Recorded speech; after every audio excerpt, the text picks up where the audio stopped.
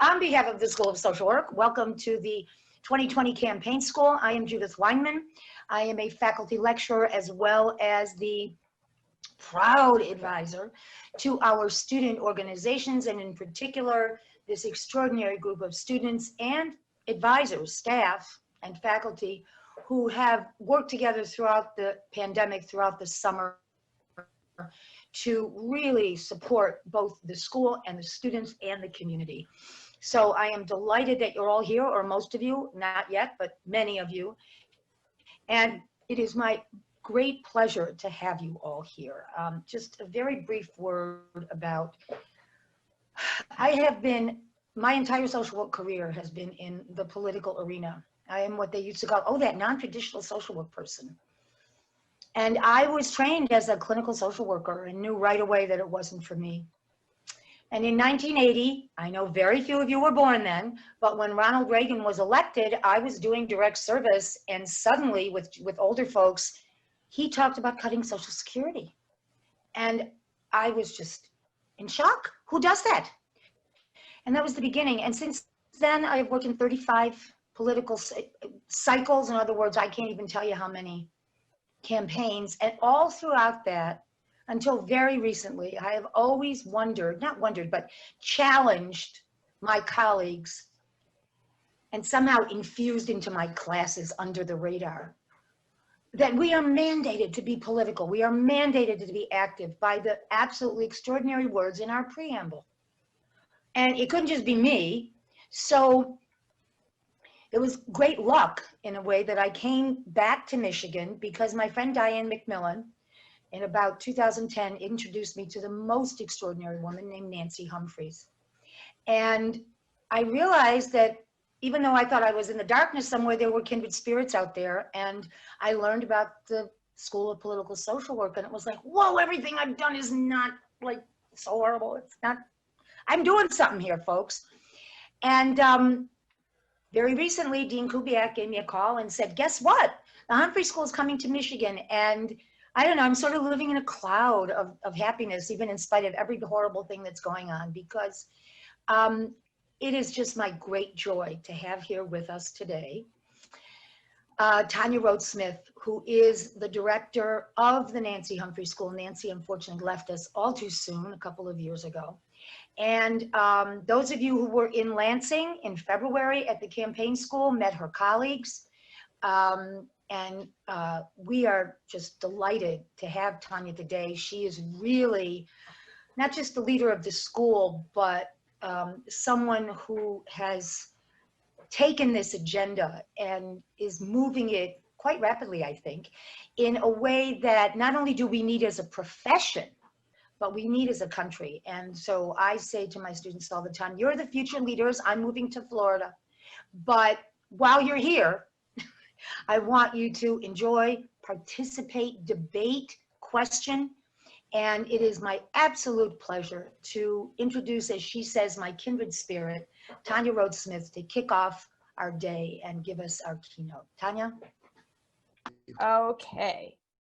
Hi, everyone. I am so pleased to be here today. Can you see my screen? Judith, give me a thumbs up or down if anything doesn't look right. I'm going to go right from the beginning here. Can you see it okay? Okay, great. And you can hear me okay? All right, so thanks for inviting me. I'm so happy to be here, and Judith and I are absolutely kindred spirits. And I do want to tell you just, she spoke about in political social work, but just to tell you what our mission is, it's really to increase the political participation and power of social workers in the communities we serve. And we do that both by training social workers to run for office and lead on campaigns, and then we also examine and advocate for voting as a social work intervention. So we're going to dive in on that second piece, but I hope all of you, I know some of you came to the campaign school in Michigan, which we were really excited to be there and hope we will do that again. Nancy Humphreys was my mentor, my professor, and my friend. And I will tell you, I never knew there was no other definition of social work than political social work. So in our state, largely because of Nancy, We have 7 state legislators who are social workers. We have hundreds of political social workers and a deep bench of advocates and change makers and community organizers who are out there working every day for a more just and equitable society. And we do that because really, when you look at an inclusive society, representation and participation matter. So it matters that people vote in high numbers because elected officials pay attention to people and communities that vote. They do not pay attention to non-voters. And so participation matters. And when we think about representation, you know, our mission is who is in office has everything to do with how laws and who pays attention to which groups. So the other thing that we do through the campaign school is really intentionally support candidates who have been historically marginalized or historically left out of circles of power. Nancy Humphreys always advocated and said that social workers are uniquely trained to be amazing elected officials and leaders. So come to the campaign school sometime. Your own US Senator Debbie Stabenow said this quote, "It's easier to spend a few months and some money electing the right people than to spend years and a lot of money trying to get the wrong people to do the right thing." I think we can all relate to that. So all of you may have already watched the movie Rigged. Some of you may be watching it at lunchtime. I encourage all of you to see it because what Rigged does is really give it really outlines the intentional voter suppression efforts that have been used to win elections. And those are really important. Those explicit voter suppression tactics are happening all over the country. But there are also implicit voter suppression tactics built into the way that we created our democracy. We have 50 rules, 50 states.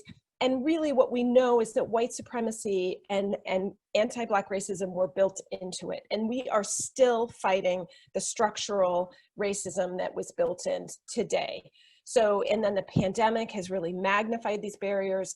And I will tell you, we believe that all forms of disenfranchisement and suppression threaten the legitimacy of our democracy. All forms. And today I will send in the chat. We have a commentary that came out yesterday in the Journal of Social Work calling on the profession to stand against all forms of felony disenfranchisement. And we'll talk about that in a second.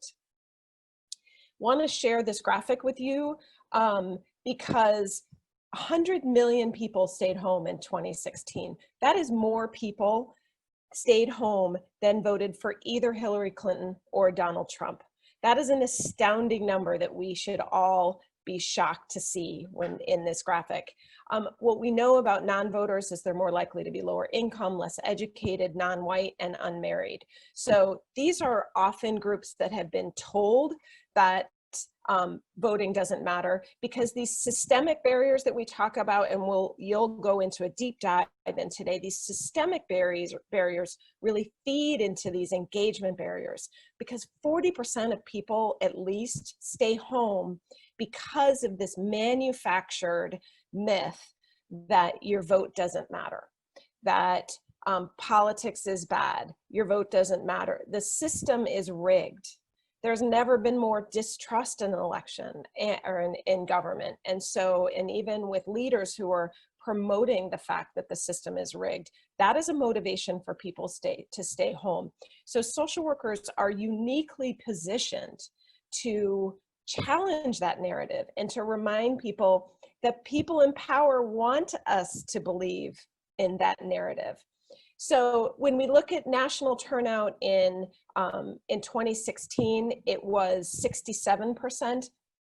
I looked this morning at the turnout in Michigan or in Wayne State for the presidential election, and I believe, or Wayne County, and I believe I left when I panicked about not being on the Wi-Fi. I left my notes in the other, but I believe it was 50%, and I'll get that number in a second. But we also know the turnout for state and local elections where policies like policing and water and all of those important things that impact our daily lives is far lower. So my friends just brought me my notes, so thank you. And I have, and this is unofficial, but I had that the turnout for Wayne County in 2016 was 48%. And feel free to jump in. I will say, Andre and Judith and all of you, if you want me to stop, let me know. And I see somebody in the waiting room, so I had the power to admit them. Yeah. Thanks for doing that, Tanya. I love Social power. work. Yep. So I just want to spend for a second, and can you see my entire screen? Because I'm not on two. I'm trying to make sure that you can see everything Yeah. on. It's It's a little tiny. bit difficult. Oh, it is tiny? Okay. Well, So, maybe. So I spoke about local elections matter and how much they matter. So I looked, and this is unofficial results, but I looked up the Detroit mayor turnout for the last election was 21%. Oh, yeah. And here's why turnout in local elections matter so much. I mean, that turnout, that 21% is concentrated power for those voters, because elected officials pay attention to individuals and communities that vote. That is very powerful. And if you mapped out any city, and I don't know where the districts are in Detroit, but I often will tell students to map out the turnout for their town or their city and to look at the power structure there, because I know in the city that I've worked in, Connecticut, you can see where the district that gets people elected, somehow they have better lighting, they have better roads, there's a little more landscaping, the schools might be better. If it's sustained turnout, the schools might be better in that district. There really is a relationship, and it's documented in studies, that communities that turn out in greater numbers get more attention and more resources from elected officials. And that's true on a local level. It's true on a state level. When I was an advocate 20 years ago, I was a lobbyist for a low-income children's advocacy coalition. And we always wondered why Bridgeport, the largest town or city in Connecticut, which had the highest proportion of children living in poverty, why did they get less money than New Haven or Hartford? Hartford was our capital, New Haven's obviously where Yale is, and other things. And they also had high rates of poverty, but not like we did. And it wasn't until I started examining voting and voter turnout that I realized that the political power really happened in New Haven. Their state officials, their state reps were chairs of appropriations. They had more power in the legislature because New Haven was a political force, and they turned out voters in higher numbers. So again, it's not always one-to-one, but there's this correlation and a pattern that you can absolutely see if you really take a deep dive into voter turnout. And one last thing is, I don't know how you run your elections in Michigan, but in our state and in a lot of states, the primary is everything, because when you have a city that is dominated by one power, you have often even lower turnout in primaries. And so you have, the primary will determine who wins the general. So that is even a smaller number. So we have our work cut out for us in terms of really mobilizing the vote. And even though we're talking about the urgency of a 2020 election, this is long-term work that we have to do. And we'll talk about that. Oh, let's see if I can, here we go. I'm gonna play the short video because it won a national award on the importance of, and let's see if it works. If it doesn't work, text me, Judith. Okay. or just unmute. You know what? I don't think it's going to work, but I'm going to send it to you in your. You know what? I'm going to. I think I'm. Let me just move on because. But I do. It's a great. It was a youth contest on turning out the vote, and oops. Let me just get out of all that. Okay. You know what? I'm not going to do anything fancy from now on. Okay. Let's just stick to the basics. Tanya, we can get the link and then distribute it. And I'll Mhm. share these PowerPoints with everybody, Okay. and the links are built in, so Okay. you'll be able to have access to everything. Judith, you sent me your NSOLV report for the turnout for Wayne State. Mhm. And what was really exciting to see was that voters from that the youth turnout on your campus doubled from 2014 to 2018. And when I looked across Michigan, I saw that at Michigan State University, which I happen to be with a girlfriend who lives at Michigan, works at Michigan State, her husband, their turnout quadrupled between 2014 and 2018 because of voter registration efforts on campus. University of Michigan tripled, so 300% increase, and Wayne State doubled.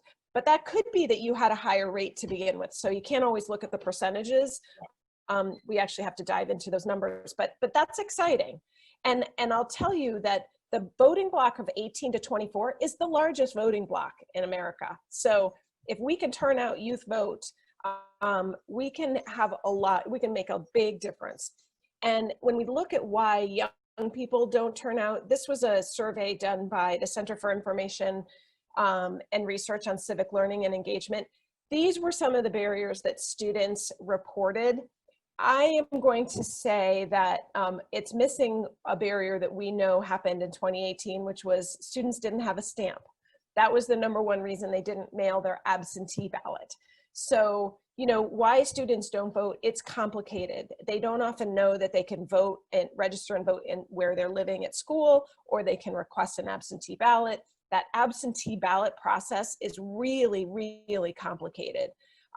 So there's a lot of reasons, but what we know is that peer-to-peer outreach is the most effective thing that you can do. So all of you should feel like superheroes with superpowers because you have power to get out the vote.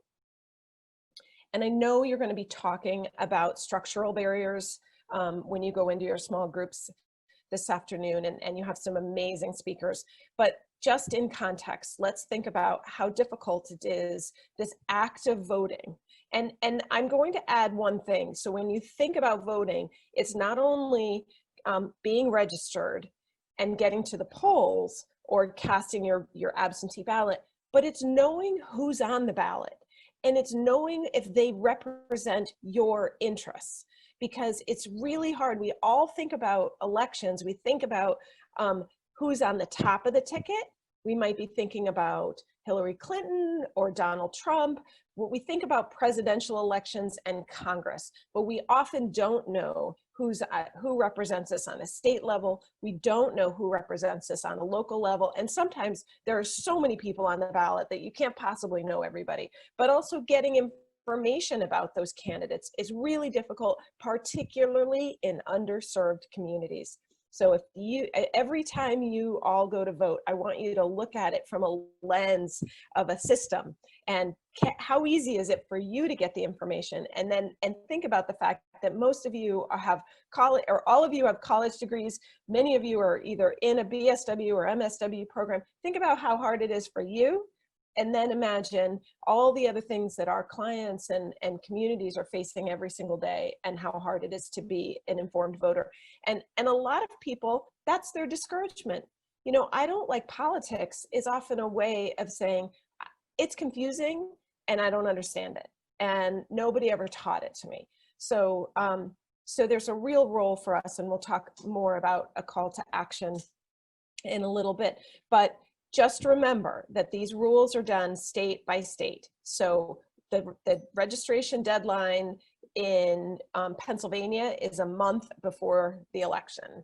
In Connecticut, you can register and vote on same day. In North Dakota, you don't have to register at all. You can just show up to the polls with your ID and proof of residence and vote. So they're manufactured processes, right? We could make it a lot easier if we wanted to. And then we have these suppression tactics that include voting with a felony and restricting people who have a felony conviction. And I'm going to, before I leave, send you a link of a commentary that we had printed yesterday that calls on the end of all forms of felony convictions. But think about the fact, and I want you to understand that these felony voting restrictions were implemented mostly with very racist intents by people in power. And with a criminal justice system that continues to disproportionately incarcerate and punish in different rates folks who are Black and brown, that is a system that is both racist in its intent and racist in its impact. So we have a lot of work to do. And I'll remind you that, again, it's a state by state rule. So we have 2 states that have no restriction on voting with a felony conviction. You can vote while you're incarcerated, and that is Maine and Vermont, the two whitest states in our country. And I also want to say one other reminder, because this is really important as you dive in today. Remember that people who are incarcerated awaiting trial, who have not been convicted, have every right, and I know, Judith, that this is a passion for Dr. Weinman, is they have every right to vote while from jail by absentee ballot. So I know we'll talk more about that. But oh, sorry, go ahead. This is Diane McMillan. I also want to, because I'm a precinct delegate in the city of Detroit, as well as working with Michigan, that in the state of Michigan, and we've been stressing this, once you serve your time and you're out of jail or prison, that you can vote. Because that's what's been a big issue here that we've had in the Detroit as well as the Metro. So we've been educating those individuals who's coming out. Recently, our Secretary of State, they have agreed with the correction department. Once individuals are released, not only do they get an ID card or driver license card, they can get a voter registration card. And that was just done recently, maybe in the last 30 days. Diane, thank you so much for clarifying that, because it's really important that if social workers don't know the rules, because not only do we have millions of people restricted because of their felony conviction, that again, it's this national narrative that you can't vote with a felony. The misinformation keeps millions home. So thank you for that. We have a fact sheet that we did in Connecticut that can be easily modified for Michigan that I will also send if you want to get out the vote or you want to inform social workers in Michigan. And I know actually Algeria may have that as well. So we've worked closely with her in the past. And again, not knowing the rules means that we perpetuate the voter suppression if we can't address that question when it comes up with our clients and with the communities that we serve. And again, when we think about racist and its impact, felony voting laws disproportionately affect communities that have been historically underserved or marginalized. So the impact is wide. So we could go, I could spend more time, and I'm going to leave a few minutes at the end for questions, and also feel free to jump in. Just I appreciate that, Diane. So we have states that challenge student registrations. We've got, purging voter lists. Again, we need to be paying attention to what happens. And when you watch the movie Rigged, you'll see that elections are hyper local. So it's even if the rules are one thing, it's how they're administered that matters. So voting in one county or voting in one city can be a completely different experience than voting in another county or another city. So in my town, which has very little, it's majority, it's a university town, but it's majority homeowners, we have very little lines. I vote, I pull up in 5 minutes. In the city next to me in Bridgeport, they ran out of ballots in 2010. They have long lines. It's complicated because these voter lists are complicated. It's political and who's on it, when to purge, how to purge.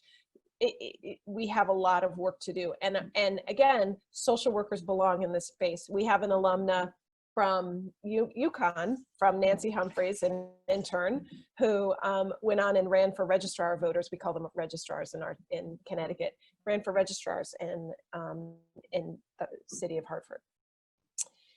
So I'm going to move on, but and also we have this issue of gerrymandering, which all of you should know is the process of drawing lines and creating safe districts. And as you will see in the movie, that is done every 10 years based on the census. We have 4 days left in the census. I'm going to get to that in another slide. But this process of drawing district lines is done by state legislatures, and it is critically important that that they are done in a way that does not add to safe districts, that it's done in a way that doesn't target, they call it, well, they call it cracking and packing when you dilute power or when you concentrate power. So that process really matters. So I hope all of you will pay attention to that. And go to one last point, and I spoke about the lines for elections. I have it here, but there's a report that was issued by the Brennan Center that documents the fact that if you live in a community that has higher rates of African Americans and Latinx populations, you are more likely to stand in line. So pulling this all back to social work, what we know about this practice of voting is that it is good for communities and good for individuals. So the act of voting is one of power. Voting is a social determinant of health. Individuals and communities who vote are better off in important ways. So individuals report higher rates of health and mental health and all kinds of well-being indicators.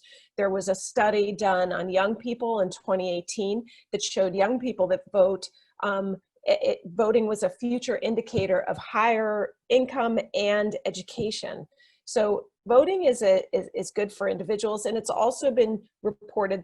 There is less research on the individual benefits of voting, but it has been reported to show that it offsets feelings of oppression, or it can offset feelings of oppression and discrimination. And if you think about that, I worked for a domestic violence agency for many years, and you think about voting is agency, right? It's agency and power. So, but only if you believe that.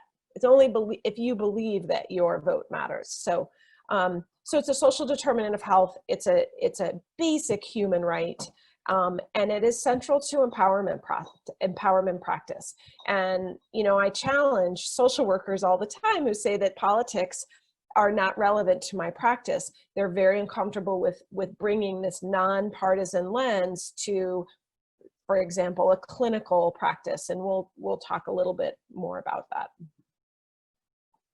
So when we think about the levels of practice, micro is really reaching out to, if you are in direct service with clients, people need to know how to register, where to vote, when to vote, information on the candidates, the encouragement to vote. Social workers are connectors. We do this all the time. So this is in our wheelhouse, if we're trained to do it, not if we're not trained. On the meso level, really challenging the narrative that your vote doesn't matter, and really showing people and that when you stay home, your community suffers. So we are stronger together really matters when you look at the local level. And then on the macro level, we all need to be addressing voting rights and access and really getting involved on election day. I hope all of you might consider working at the polls or being poll monitors, or I mean, the pandemic has changed everything, and I used to drive people to the polls, but really thinking about how we can support it. This election is unlike anyone we have ever seen before, and our voting rights are going to be challenged significantly, and it's going to be difficult, and we're going to need all hands on deck, I believe. Oh, I'm admitting someone to the waiting room again. It's great.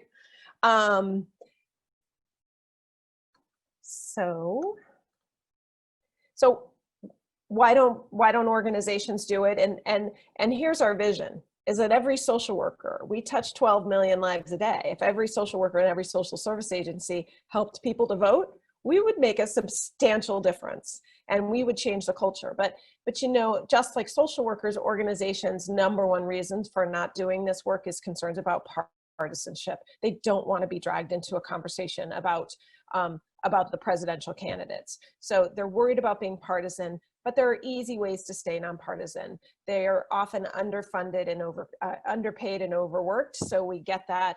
But you know, if you're trained to integrate this into your work as something that just social workers do, we think that it's doable, but it takes training. This is a long-term investment in social work practice and in social service delivery. And we've been doing that, and I can speak to you later if the question comes up, you know, about our experience. And it's not a one and done training for an organization, for example, but we do that work on a low level in Connecticut. We've just, for example, trained a very large social service agency in the city of Hartford, and we're going back and doing more training, and it's taking on, it's really taking life, and that's exciting for us. It's not something that the CEO can just say, yeah, you should do this. So this report is excellent. Again, there's been a real reluctance in the past when we think about the profession's move to licensure and to medical models. We have lost our voice in this arena in many respects, and we need more clinical social workers to stand up and say, yes, this should be done. Yes, this is part of our code of ethics. Yes, we are good at this. So Cheryl Aguilar, who is on the NASW's mental health committee, wrote an excellent article. I hope you'll all read it and use it in your classrooms, or share it in your work as you go forward, because it does give you sort of a framework for that. And just to help you stay nonpartisan, this is what you can't do. You can't make an endorsement, you can't donate money or resources, and you can't rank candidates on your positions. Really think about just staying about the act of voting, helping people to be informed voters. That does not exclude you from having a candidate forum, from pointing them to nonpartisan candidate guides, to answering questions about what it means to register for a party. You can't tell them to register for a Democratic or a Republican party, but you can certainly say, you know what, in our state, and I actually don't know what the rules are for primaries in Michigan, but in our state, you have to be registered with a party to participate in a primary. So you can give them the pros and cons for being in a party. And you can certainly help them with this process. And I will just remind everybody that the 1993 Voter Registration Act requires agencies who are registering people for federal benefits, Medicaid, WIC, supplemental food, SNAP benefits, and temporary assistance for needy families, also known as welfare. When we're signing people up for those benefits, that we have to be offering them the opportunity to register to vote to stay in compliance with that law. We have far more on our website about staying nonpartisan, so I will move on. And for all of you who are doing your educational contracts right now, you can go to Voting and Social Work and get this sheet that shows you that voting activities tie to all 9 of social work's core competencies. So we are really confident that these voting activities can and should be done in field.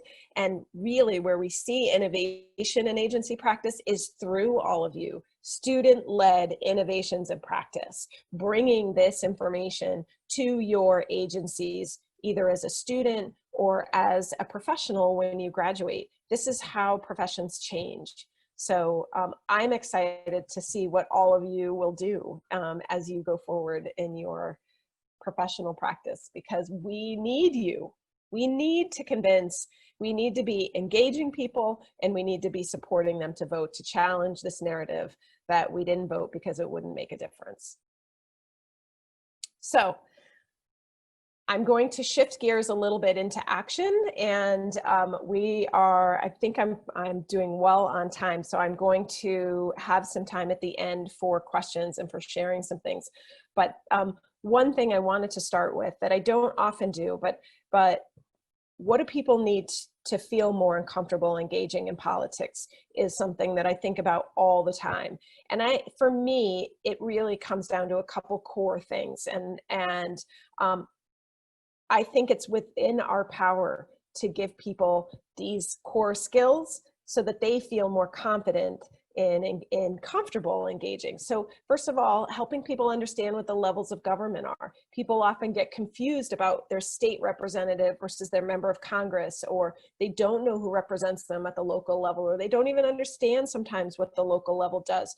So there's some fun activities you can do, but just getting them comfortable knowing, who do you call for a problem? So if I've got a pothole on my road, do I call the president's office, or am I better off to call my county government? Or if I want to make a change in, voting rights, you know, most likely you're going to be advocating on the state level. So again, knowing who to call and starting to get comfortable. And I would say, you know, generally who can help you. And then one of the things that I think has really been powerful over time is just asking students to carry this information around with you. Who represents you on the state and local level? We don't have county government in Connecticut, so county government is absent here. But you know, this is the kind of thing that I think if we all had their email address and their phone number handy, we would be more likely to call them when we were angry. Or happy, because they also need to hear from us when we're happy. But these are answers. They are there because they work for us. And I want you always to remember that. And I'm not going to get fancy and share this video, but really what we know about engagement is that we need practice, because it is really hard to go and testify for the first time. All of our students in our macro practice sequences have to testify at the legislature. And so I have this video here of one of our students testifying, and she did a brilliant job. And actually, I want you to know that legislators really want to hear from you as students. They will really want to hear from you as social workers, because you are the experts and you belong there, and they know it. They won't always make you feel it, because they make these systems to be intimidating by design.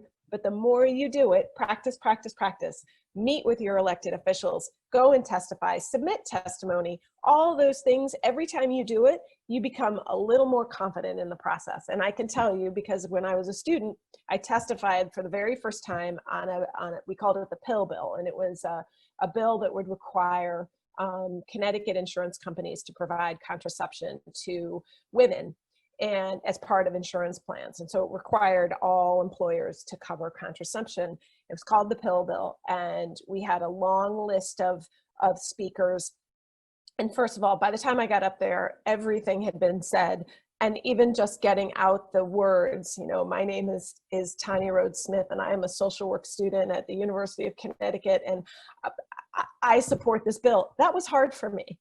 It was really hard for me. I was really nervous. But after I did it, I thought, I could do that again. And I did. I went on to do it again. And all of you, I hope, will go on to do it. And I also, at that hearing, because these circles are small, I met a woman who had created a political action committee of just concerned citizens. And I went on to be involved in that political action committee. It was a small group of of women who were actually older than I was at the time, probably more my age now. And they knew that giving small amounts of money to candidates made a big difference. And so we gave Senator Chris Murphy, our beloved senator, who I interned for when I was a student, and he married a good friend of mine. But we went on to give him, I think, $1,000 in a race, and it got him, it won him the seat in his very first or second election. So again, these are things that matter. The circles of politics are small. So make your voice heard. All right, so now we're gonna shift into action, and I want all of you democracy warriors to be thinking about what you can do all day. What does this look like in action to you?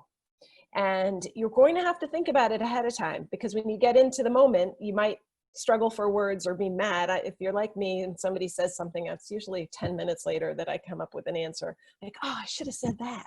So I'm going to give you some scripts here.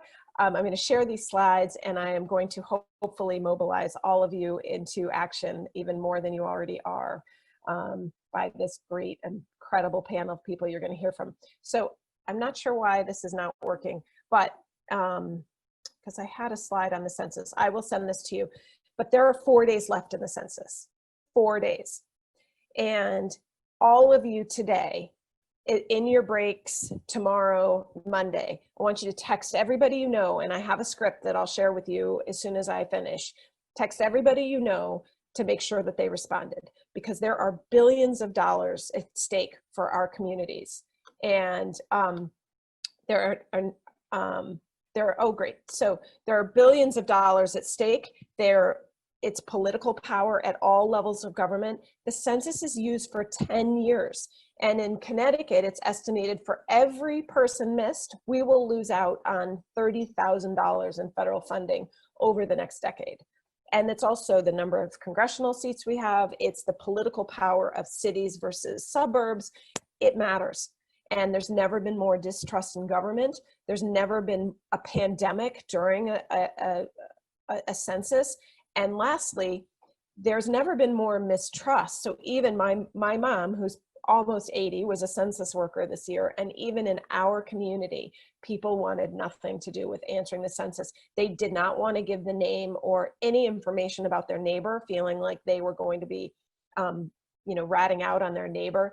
It's been terrible. And I don't know how we're going to come up with it. And the final nail in the coffin was that we had extended, the president had approved an extension because of the pandemic until October 31st, recognizing that we couldn't go door to door. All of the plans were off, right, in March. And they ended up changing it he changed it in August to September 30th. So the hard to count, populations that have been most undercounted are at even more risk. So get out the count. Oh, I did do it. Created a whole nother slide. So here you go. And I'll share this. Here's the text message you can send. I've got a whole page. We've got a whole page of resources on voting as social work. There's a Facebook, a brilliant Facebook video I've put on here. So that hopefully all of you can just copy and paste this and put it everywhere in your social media and in your circles, okay? Second thing is we want you to register voters in any way you can. Paper forms, digitally. I have a text message here. You can create your own. Technology's never made it easier. They can vote. They can text vote SW to 34444 to get connected to TurboVote and to get an absentee ballot. Those platforms are actually helping us in this work, because TurboVote knows the rules in Michigan. They know the rules in all 50 states, and they will walk someone through the process of registering to vote. It's not as a sure thing as helping somebody fill out a form right in front of you and getting that form submitted. But what it does do as a benefit is that it reminds people where their polling place is before the election. It'll remind them to vote in the election. I see two people in the waiting room. So, oh, here we go. There we go. Okay. It'll remind them to vote in an election. So it's also capacity building. So that's what I like about TurboVote, and even vote.org. I mean, vote.org wasn't even in existence in 2016. It was founded 4 years ago, and they have registered millions of voters. So these platforms are making it easier for us. There's also so many platforms that we get overwhelmed by them, but I would say these are my two go-tos.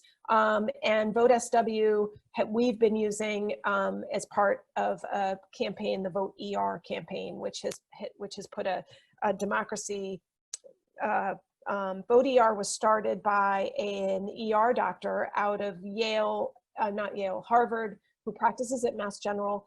And it was a social worker that inspired him, because he had to register her to vote in order to get her homeless services in Massachusetts. And he thought to himself, why are we not registering voters as doctors and nurses? We should be making this easier when people come in and connecting voting to their health and to their health outcomes. So he's created some really great tools. So all of you can look at our website for those.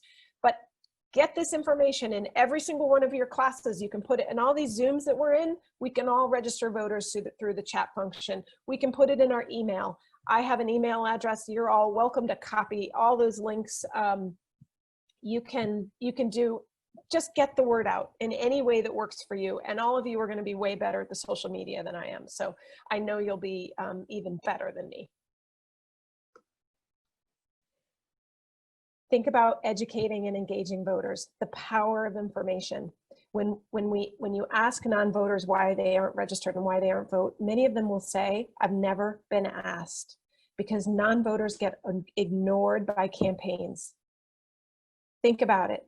If you are a non-voter, campaigns are there to win, and they don't have the resources or the money to reach out to non-voters who they don't know whether they'll vote for them. So campaigning is a very different context. Campaigns do not get out the vote and increase voter turnout. What they want to do is get enough voters to win an election. So non-voters, it's this reinforcing cycle, because they don't get the pamphlets that say vote for Mary Smith. They don't get the calls from the Democratic or the Republican town committees. No one is hassling them or reminding them to vote. So again, it's very isolating. So we want to be asking people, we want to get them when, where, and how to vote. We want to get them copies of the ballot. Even if you can't find any information, get them a copy of the ballot, post it in your waiting room, send it to people, and make sure that they know who's on the ballot. Understand the rules for special populations. All you have to do is go to votingassocialwork.org, and you can look up the rules for people who are experiencing homelessness. They have every right to vote, and put the address of where they lay their head on that voter registration form. People with a felony conviction, survivors of domestic violence, residents in long-term care, all those special populations are on our website, and they all have a right to vote. So, and then just know the facts, because if you don't know, you may be missing an opportunity to remind people that their vote matters.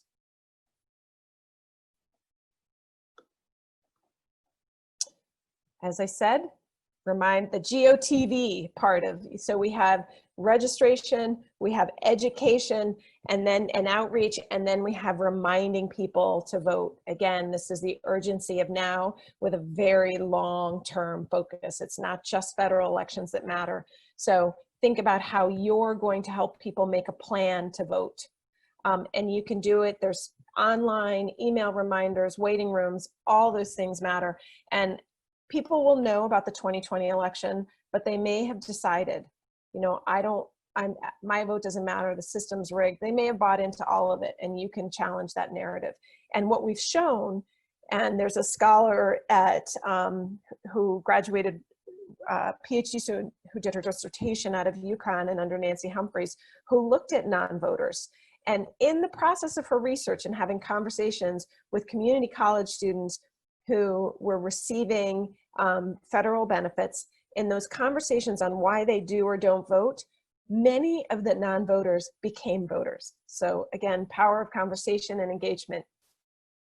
All of you can be advocating for voting rights and access. I hope you'll add that to your practice. And particularly, I want to do a shout out for grassroots efforts. You know, it's grassroots efforts that are really changing voting rights in our country. It was a grassroots campaign that expanded the right to vote in Florida. Unfortunately, a legislature that fought it. So in Florida, if you didn't know this, in Florida, you lost your right to vote forever if you had a felony conviction. So there were 1.5 million people in Florida alone that could not vote. And it was a grassroots campaign that got that on the ballot. They passed it in 2018, and then the legislature then went on to make it more difficult for people. And just recently, the Supreme Court upheld the fines. So in the statute, you can only register to vote if your fines related to your conviction are paid, which to us feels a lot like a poll tax. And the Supreme Court just upheld that. And then I read just last week that Michael Bloomberg has paid for all of those court fines, or is willing to pay for all those court fines. So, you know, there's a lot at stake here. So, but anyway, I encourage all of you to work on grassroots campaigns. So imagine now what this could be like if every single social worker that you know and encounter that we touch 12 million lives a day. Imagine if in all of these settings, we were asking people if they were registered, have they reminded them that they have to update their registration. So if we are doing all those things that I just spoke about in healthcare settings, when you come in for an appointment, maybe when you're checking in schools, if all of our schools used our amazing communications platforms to reach out and remind people when to vote, where to vote, how to vote. If we had shelters and libraries and outpatient clinics and after school programs, everybody having these conversations, we would change the culture. We would be able to fight this narrative that your vote doesn't matter. And really, when you think about an inclusive democracy, a democracy that responds to the needs of all people, we will have better outcomes for all people. When all people participate and all people are represented, we will have better outcomes. Because when you think about voter turnout, you know, social workers, when we address those barriers, voter turnout, with increased voter turnout, you get more candidates and you get better accountability and better leaders and better policy. So this work matters tremendously. It is long-term, it is urgent, and you are needed. So any of you, I'm going to stop and take some questions, and here are some resources. I will share these slides, and it's been great to be with you, and I'm sorry for the hiccup there in my Wi-Fi. You know, honestly, couldn't have worked out better, Tanya. You're right on schedule, and we appreciate you taking that into consideration. We'll take some questions now. If somebody wants to, if you got to take a couple minutes, if you want to ask Tanya a question, please drop it in the chat, and I can go ahead and moderate that really quickly. But before we do that, can we have some snaps and claps for our presenter, Ms. Tanya Smith? We really appreciate you being here, and thanks so much for all the great information. And I really, yes, give it up. And I really appreciate the emphasis on active ways to get involved and links to click on and resources to engage with, because I think that's something we want our students to take away here is how to actually get involved once they understand the issue. So thanks again, Tanya, for joining us. Do we have any questions for Ms. Rhodes Smith? Please drop them in the chat It now. is Saturday morning. Well, I'll say I have a question. Just, you know, kind of just quickly, can you maybe share, you know, being in this work for so long, how does one kind of stay sustained in the voting conversation, especially if not like you and I, especially if you don't work explicitly kind of more in political social work, you know, if you talked a lot, you know, if you're a clinical worker, I mean, you know, how can we keep that spirit and that activity going? Well, I think that what applies to, we've always known that when you're in direct service, you need clinical supervision, right? As part of your self-care. We don't tend to do that as much in macro social work. We tend to really feel the burnout of the work that we do because change is slow and it's hard work.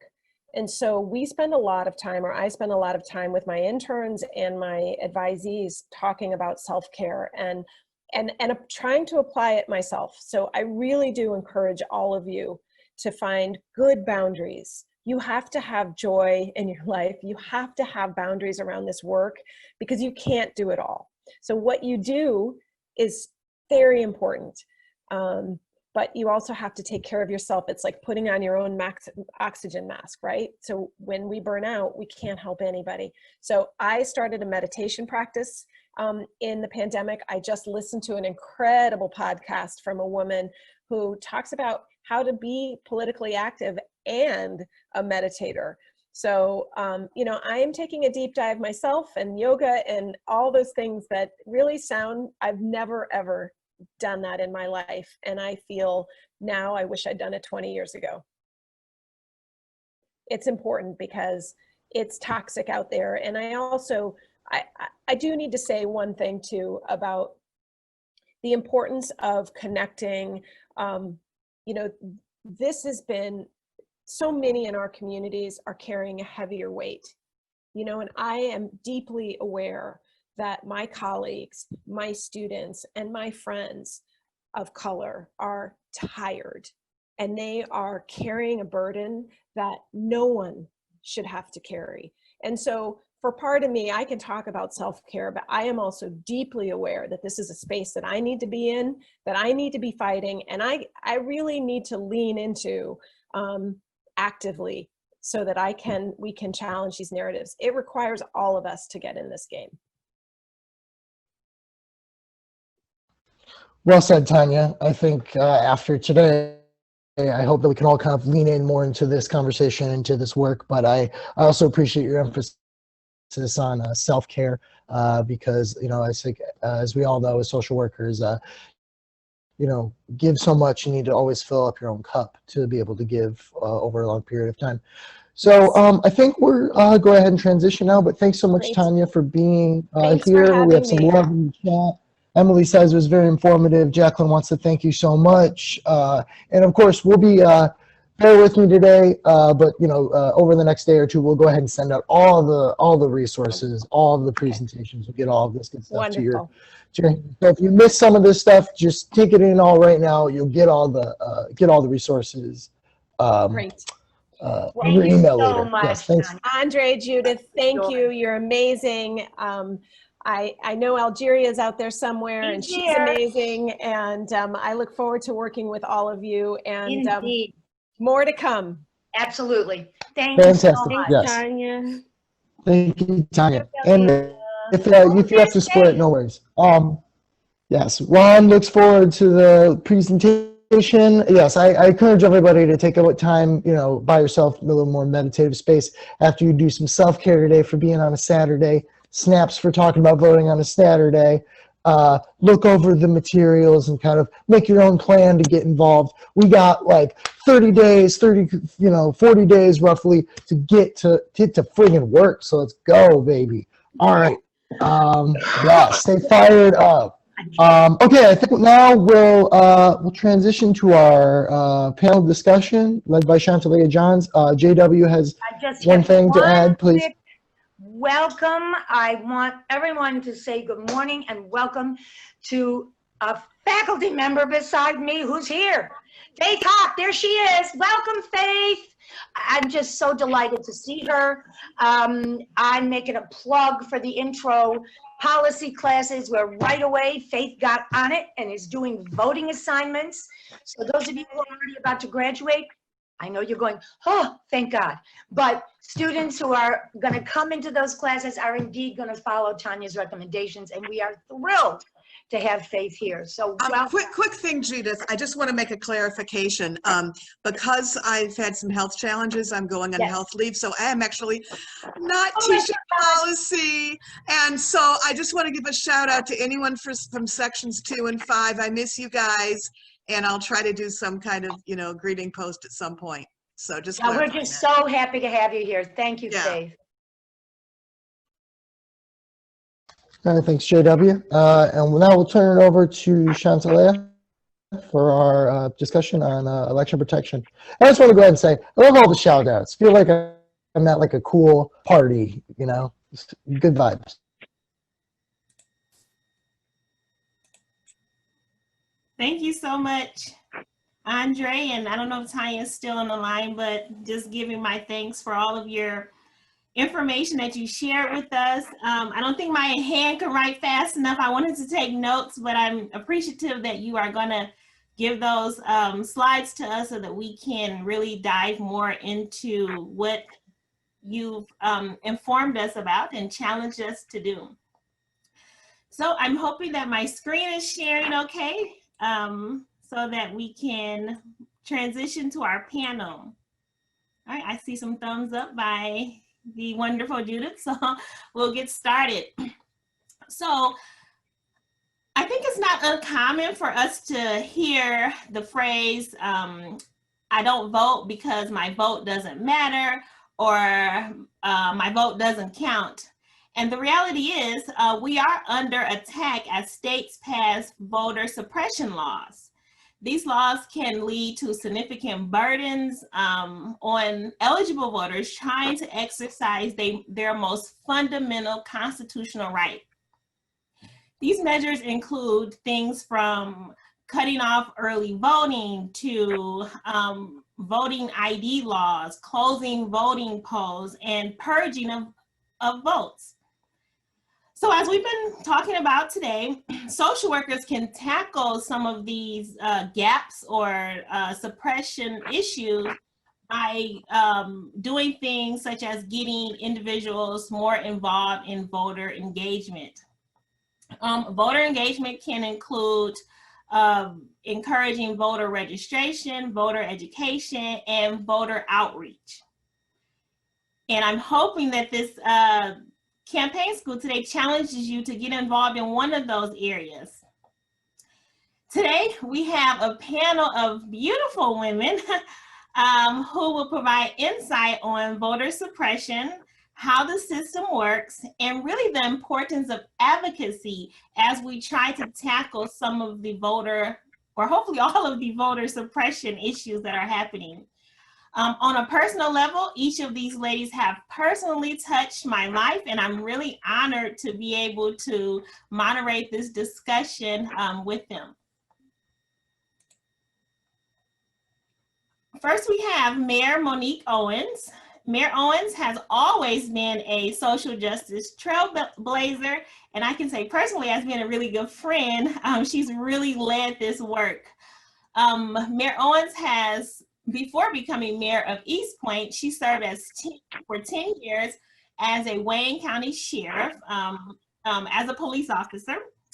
And as she was a police officer with the Wayne County Sheriff Department, she became really involved and really got a chance to understand the challenges that our community face and how society creates barriers at the economic, educational level and the intersection of race within all of that. In 2017, Mayor Owens made history as the first African-American city council in the city of East Point.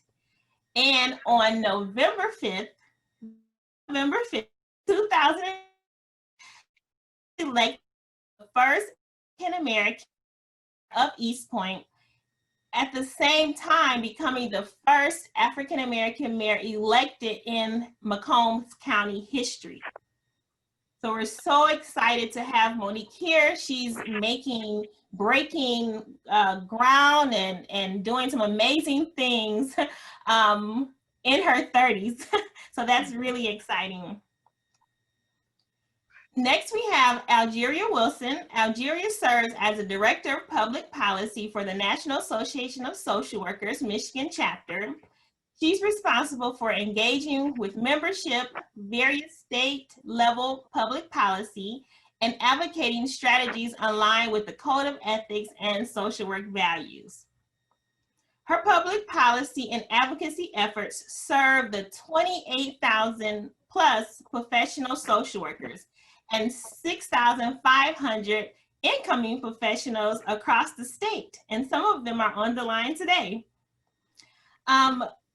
Algeria has experience in not only policy, but policy and research, evaluation, restorative justice, and alternative sentencing for justice involved individuals.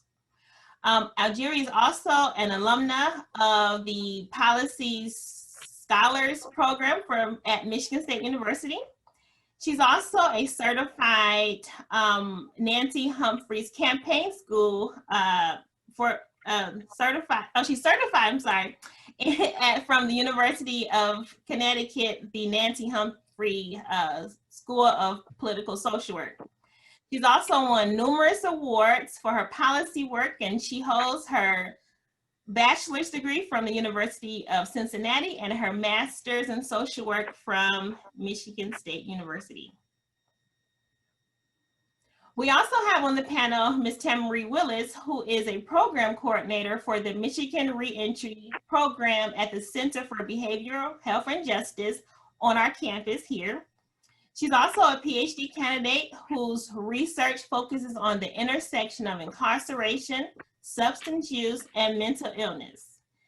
Ms. Willis has also won several awards for her work in encouraging students to exercise their right to vote, as well as encouraging them to get involved in other social justice advocacy work in the city of Detroit.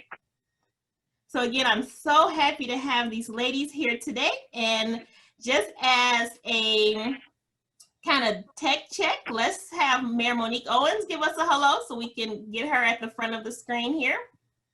Hi, good morning, everyone. I'm so happy to be here. Thank you, Mayor Owens. Yeah. Algeria, are you on the line? Can we get a hello from you? Hi, I am. Thank you all for being here and thank you for having me. Thank you, Algeria. And Tamari Willis. Hey, this is Tammy. I'm here. Hi, Tamari. Hi, Chantalia. Thanks for the ad-libs. So as you can say, these are all, so we're gonna have lots of fun. These are great women here on our panel, and I'm looking forward to us just having, I guess I can call it a girl talk. We're gonna talk about voter suppression, and we're gonna talk about ways in which we can get involved in addressing this issue. So my first question is to Mayor Owens. How do you view the role of local government and city officials' responsibility in protecting the right to vote? And then we also want to hear about some of the steps East Point is taking to ensure citizens can vote. Absolutely. Well, before I got elected, thank you for the introduction. Thank you for the National Association of Social Workers for allowing me to be here first and foremost. But in the past, East Point was sued by the Department of Justice because they felt that we dealt with voter suppression as far as not letting someone of color to be put on council or as mayor. So we just got out of that. That was a lawsuit and things like that because people wanted to be part of the, legislative system and they felt like that East Point didn't give them a chance that you might see in other cities, that you might see a lot of people not of color and you're wondering why. And so a lot of people thought that was voter suppression or things like that. And so what we have done in the city of East Point, we have educated our residents. And so with the Department of Justice, what we decided to do, instead of districting our city, we said we're going to do something different and called ranked choice voting. So we're the first city in Michigan that does ranked choice voting, and where you vote by ranking, which is, the best, good, better, best, pretty much, to give people a better chance at voting who they want to serve the community. Now, and that was another way that we want to let the Department of Justice know that we're not trying to suppress people from voting people in based upon their color, and we're giving people equal amount of chances by using the ranked choice voting. We also open up our offices on Saturdays with extended hours to give people chances who can't come in and vote on Monday through Friday. They can come in on Saturday. We have also got a grant to help people learn about the educational process of voting and absentees, and also our ranked choice voting. When I got elected last year as the first African-American mayor, I didn't have to use ranked choice voting. We only did it for our city council. And so a lot of people didn't come out to vote last year. So since this is a big presidential election, a lot of people will be voting this year and they don't know anything about ranked choice voting. So we don't want to make people feel like they're not part of the voting process, and the people that they really want to vote for, they're going to see all these names that they have to choose, good, better, best, and that is really not what people are used to. People are used to just voting for one person. In East Point, you have to vote for everybody, but based on rank. And so we have did a grant where we're educating people and having a numerous amount of classes, emailing people and doing a lot of marketing and teaching people how to vote, register to vote, and what our hours are. So I'm very happy about that.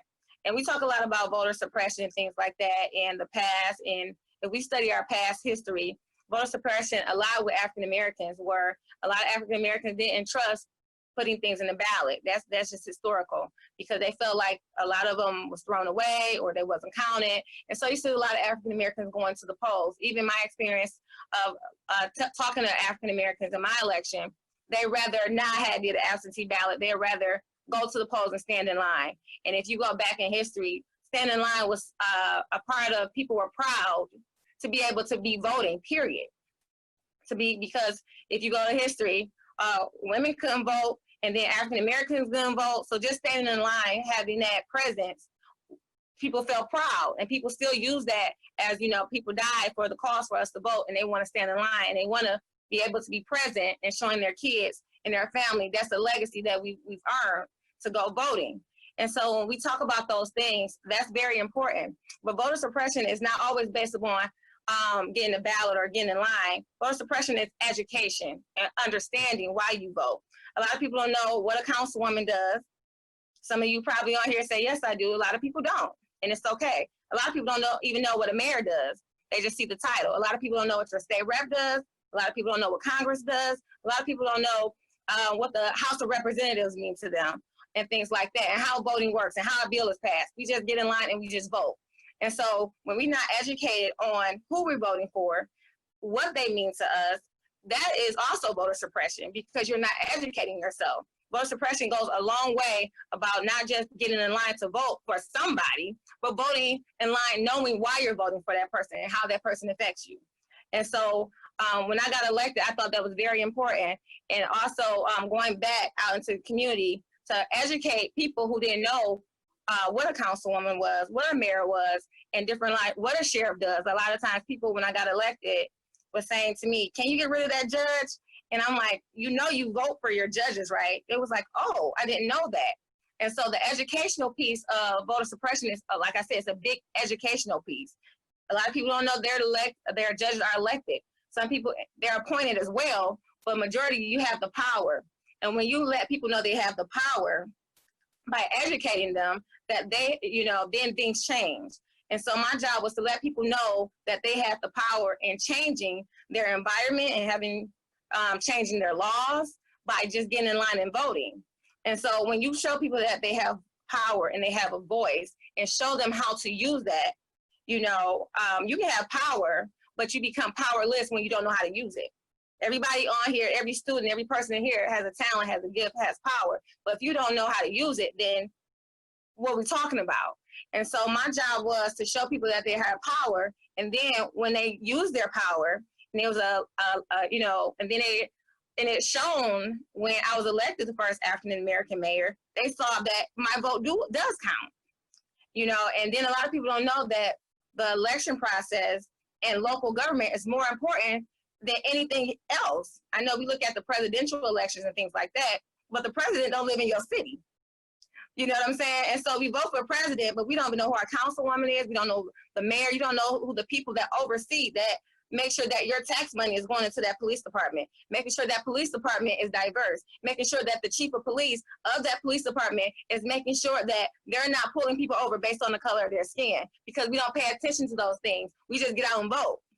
And, you know, and the people that you don't vote for are the people who are controlling your laws or, you know, things like that in your city.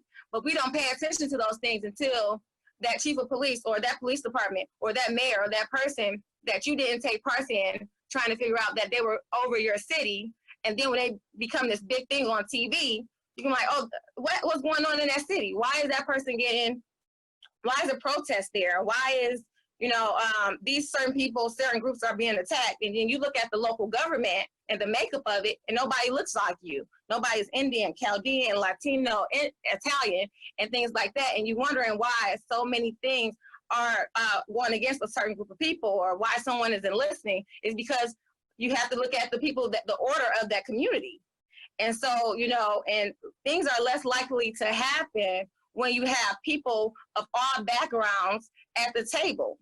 But if you don't know about what's going on at the table and who's at the table, who's making those choices, and then you don't know why you're voting, you're just in line because it's something that you're supposed to do. And so, you know, it's a lot of things that I go around and talk to people, even young people, about what voting means. And they say, oh, you know, we have a voice. But if you don't have the right voice, everybody has a voice.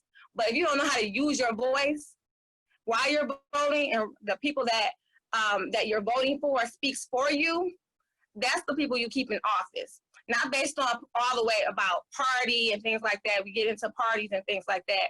But we need to get into, is this person good for me, my community, my children's future, my better, you know, things that's going to be better for me. And you have to look into that. And we get caught up into the races and the parties and things like that. But we're not educated. And so, and that's okay, you know, and I wasn't educated. It took me in my 30s to understand what a councilwoman was, what a mayor was. And even though I didn't know a lot of those things, I still was successful because that was what God wanted me to be. And so since I wasn't successful as far as learning certain things as a child, because I wasn't around all these things, you know, especially in the African-American community, we don't talk about council. We don't talk about legislation and things like that. Monique, I think you went on mute. Monique. Monique, unmute yourself. She just going to town. Too much about it because There we nobody go. at book looked like you. And so it didn't matter who got elected because you knew what nobody that looked like you was going to be elected. And so I studied the past, I studied the present, and it was my business. I made it my business. God made it my business to let people know what kind of power you have and how to use it. So how to move you from being powerless and using that to be powerful. And so, and showing how I did it. And, you know, I'm sorry, I got my phone ringing. You know, I'm a mayor, so I'm very busy. But showing how to use their power in a different way. Not just telling people, oh, I got a sticker, I voted, or I was in line. But then when you ask who they voted for, I don't know, I just voted. When you ask them, you know, why they voted for that person, I don't know, because they're Republican. I don't know, because they're Democrat. I don't know. Then you're still suppressed to a certain degree. You're still uneducated. You just, you know, and then you still continuously vote for people that doesn't have your best interest because you haven't educated yourself. And so my job is not to just educate those who can vote, but the ones that want to be voting in the next year. Those that, you know, not only teaching people about voting, but how to be in a position to be elected. We don't want to just be in a position of always voting, but be in a position to be elected next, to be that next mayor, to be that next councilperson, to be that next.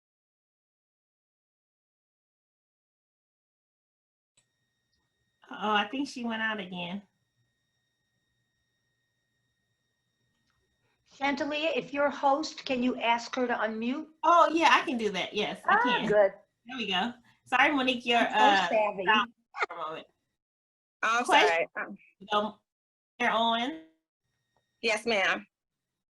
you got a lot of snaps in the chat because everyone is really appreciating what you're saying here, and you're really driving home this idea of being educated, and then once you become educated, spreading that knowledge to your community so that we can know the why. So why are we voting?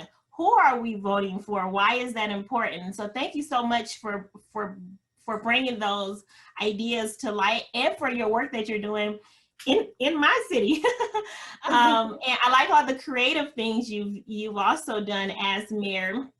I know recently you partnered with Foot Locker to have a big voter registration event in our city, which was a huge turnout, and I know a lot of people got educated at that event. So just thank you for your creativity and your willingness to serve the city of East Point. I look forward to continuing our conversation with you. But let's move to Algeria. So we've heard about local government from Mayor Owens, and now we want to hear from Algeria, being the Director of Public Policy for the National Association of Social Workers. So can you talk about instances of voter suppression in Michigan, or as a Michigan social worker, what are some things that we can do to address voter suppression? Yeah, thank you, Chantelia. And I'm just still snapping from everything Mayor Owen said. And if I could, everyone knows that, I'm the Director of Public Policy here for Michigan, but I'm originally from Cincinnati, Ohio. And so I just have this deep love for Detroit because it reminds me of home. But if I could just first talk a little bit about my experience into voting.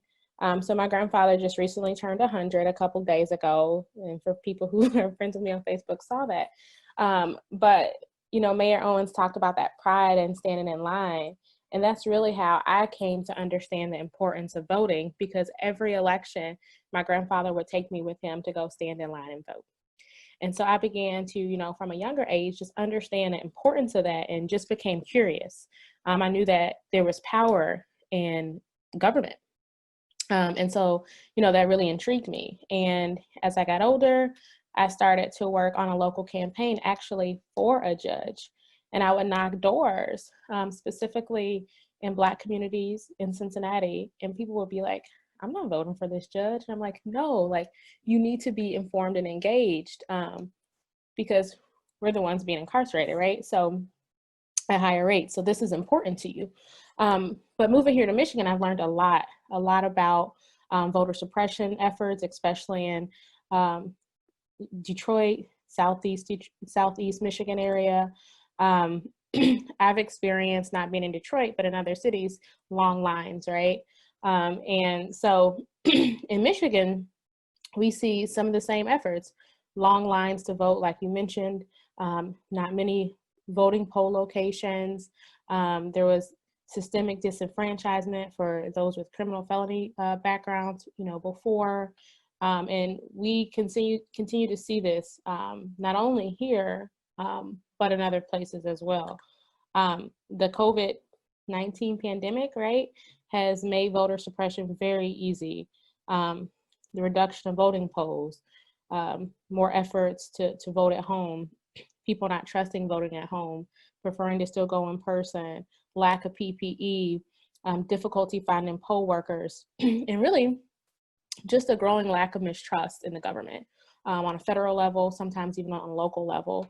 And, just from an outsider's perspective, still, looking in, I think that Southeast Michigan, Detroit specifically, being so diverse, a beautiful city of immigrants and long, strong history of African Americans, it's really an easy target for voter suppression, not only just because of the continued need to be educated around certain areas, as Mayor Owens mentioned, but honestly, like, there's been this continuous oppression by government that has happened, and mistrust that has grown, whether from state government to maybe local government to federal government, and the ways in which Detroit has been impacted. But what I love so much about Detroiters, is just specifically how civically engaged you are, no matter what.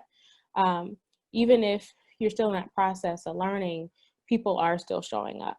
They are still trying to, have their voice heard through a vote. And so, suppression has been real. But, there has been some initiatives around voting rights in Michigan. So if we look back to 2018, we looked at, redistricting, the redistricting issues and the redistricting commission that began to, happen through voters, not politicians initiatives. And we know that redrawing lines to ensure specific outcome in an election is another form of voter suppression. So we finally have seen, right before this election, the commission being created, the commission being put to work. We still don't really know if it will really help and what the outcomes of that will be, but it is an effort to take a next step, right? Then Proposal 3 was passed, and that really modernized the state's voting system the first time since like 1975, from my understanding. And the initiative allowed for individuals to be automatically registered as voters, allow voters to register at any time, including Election Day, to expand access to absentee ballots, and to allow for straight party ticket voting, which was something interesting to me, coming from, a different state. When I would go to vote, I could vote straight down the ticket for a Democratic Party. I could select a Democratic, or I would never select a Republican ticket, but, who knows? But I would always get a Democratic ballot, and I could, vote straight down the ticket. And so those are some new initiatives here in Michigan. Just on Tuesday, though, the Senate voted on Senate Bill 757, which will allow clerks of cities or townships over the size of 25,000 residents to begin to pre-process absentee ballots the day before elections. because there's been a lot of conversation about, oh, we'll get all these absentee ballots from the Vote at Home initiative. We won't be able to count those and, count them fast enough to understand the election results. So that bill has actually moved to the House. It moved to the House on Thursday, I believe, and should be on its way to be getting signed by the governor soon. So, those are some positive initiatives. I know there are initiatives around, engaging individuals who are experiencing homelessness and ensuring that they're registered to vote. And it's an initiative that is really being led by the Michigan Coalition Against Homelessness. I read earlier this week that there are going to be electronic absentee voter ballots available. So there are a lot of creative initiatives that are occurring to combat voter suppression, to get more people registered, to get more people educated. I think, unfortunately, it's taken a terrible election and a terrible president for these initiatives to happen. Like, if we had this type of effort years ago, we could have had better people in office, locally and presidentially. So I'm glad to see him now. I hope the election results in something that is sustainable for these efforts, something that many Americans want. But, NASW Michigan, we're a small staff. We really work with advocacy partners and coalitions to be able to educate voters, to be able to make sure and ensure people are registered to vote. We rely a lot on our universities. This initiative here today is amazing, just to be able to educate students. We do this every year at LEAD. Last year we had Secretary Benson, Secretary of State Jocelyn Benson speak around voter initiatives. We've done campaign school. Our national office works with voting as social work. We partner with ACLU, who is really leading a lot of these initiatives around the state on voter education. So anyway, I spoke for a long time. We also have our in-pace where we endorse our candidates, and I can drop some, relevant websites in the chat if Tanya hasn't provided those already. But there's a lot being done, but still much more that needs to be done. Still much more to do. Thank you so much, Algeria. And please drop whatever resources you have for us in the chat. And you can also email me those and I can send them out to our students. So we've moved from local to state. Now we want to hear from Tamari, who is, again, a program coordinator with the Michigan Reentry Program. Tamari, can you speak to some of the voter suppression issues as it relates to de-incarceration and kind of some of the work that you all are doing within the center that protects the dignity and rights of individuals whose votes have been suppressed? Thanks, Angelia, for the introduction and also for having me on the panel. And so I think the previous keynote speaker kind of gave a really great overview about voting for those who are incarcerated. And I want to give some really hard numbers. And so I think more than 2 million individuals are incarcerated in our prisons and jails each year.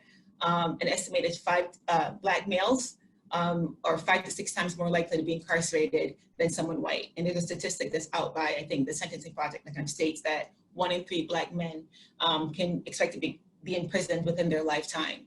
Also, 40% of all inmates are Black, and an estimated 36% of all of those who are disenfranchised through voting are Black.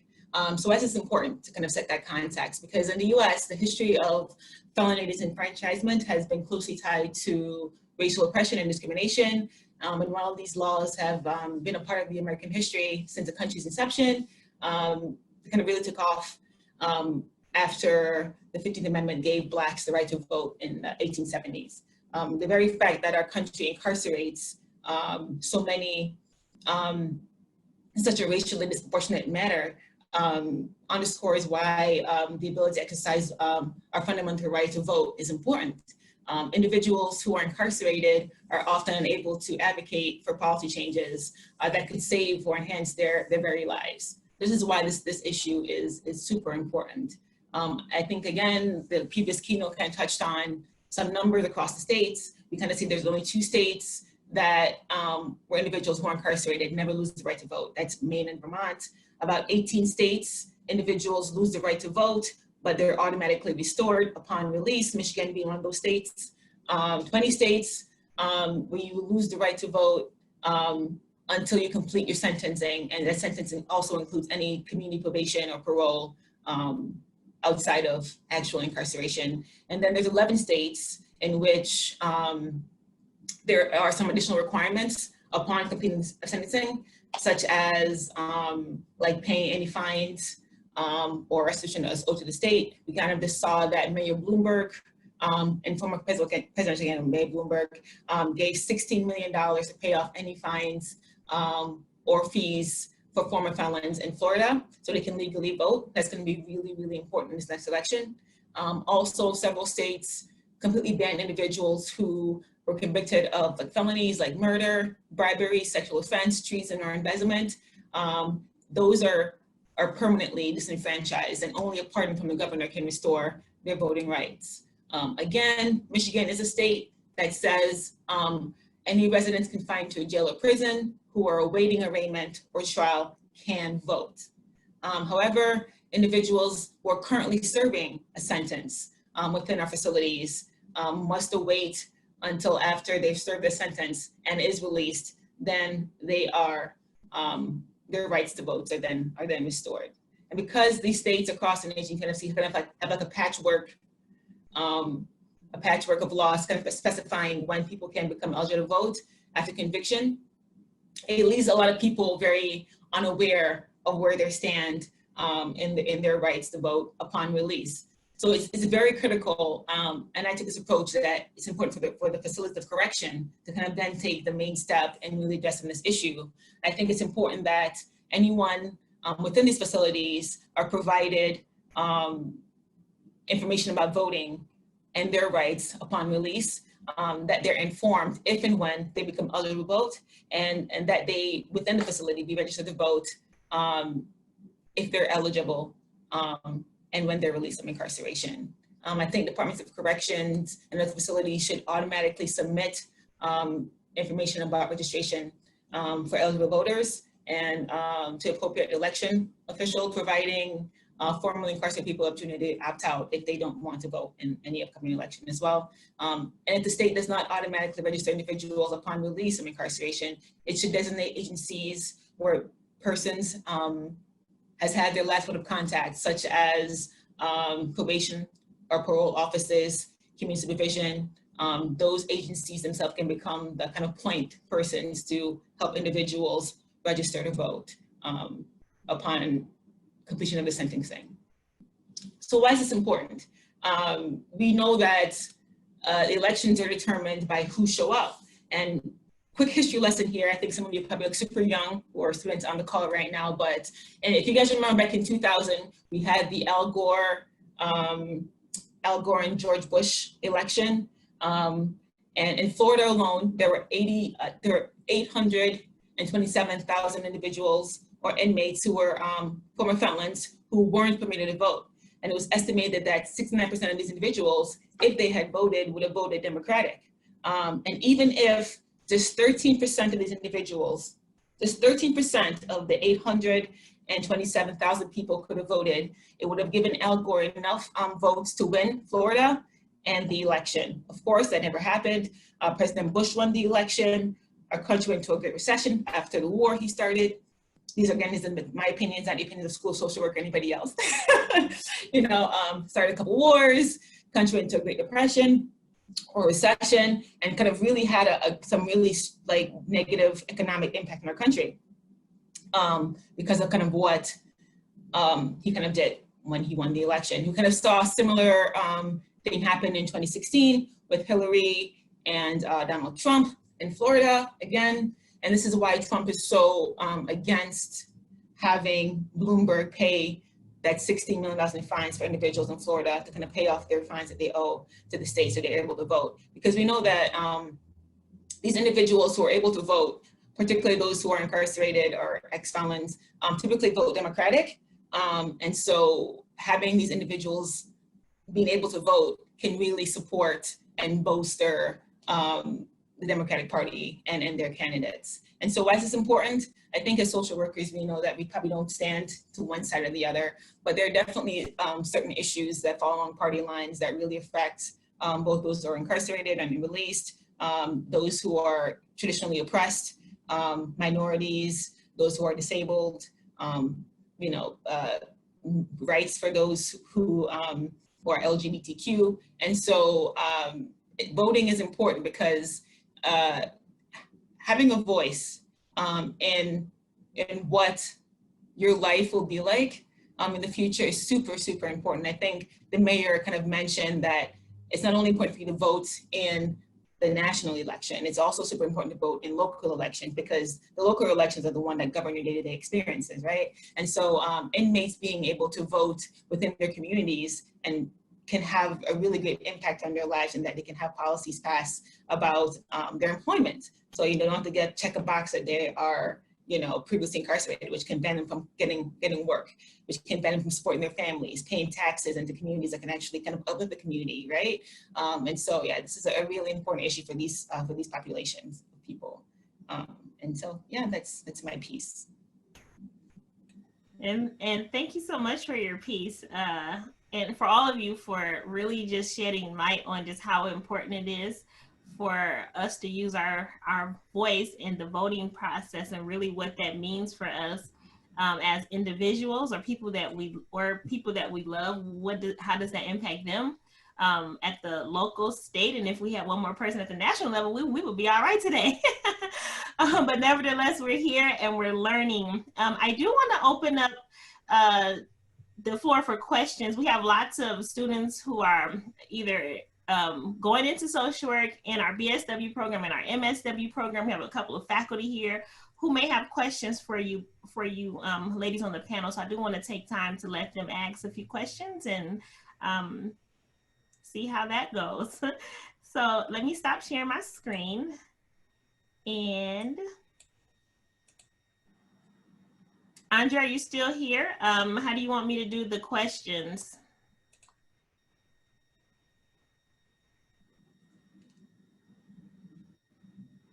Well, I can run it. Any questions for any of the panelists? I had a question, if you can hear me. Yeah, we can hear you.